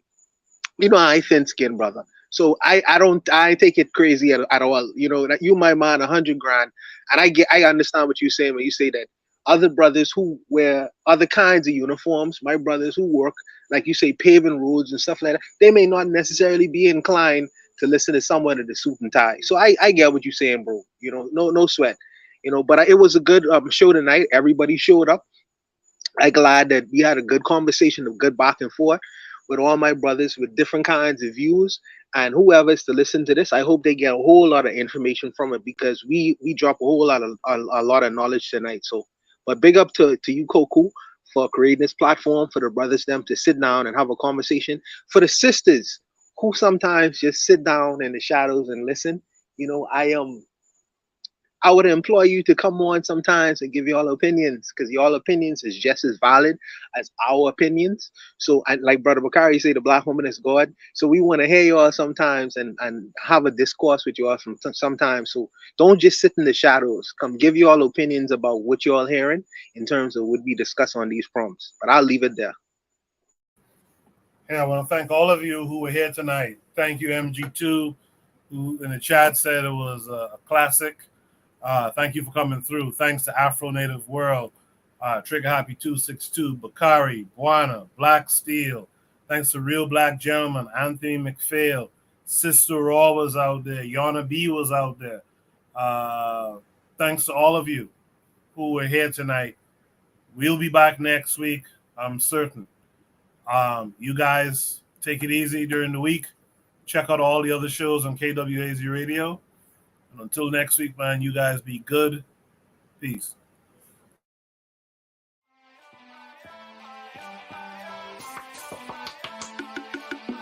Thanks for listening to the Bitter Medicine Podcast with your host, Koku. If you like what you just heard, we hope you pass along our web address, bittermedicineblogs.com, to your friends and colleagues, and share our show to all your social media. Be sure to check out our archive section on our website for previous podcasts. This has been a KWAZ radio production.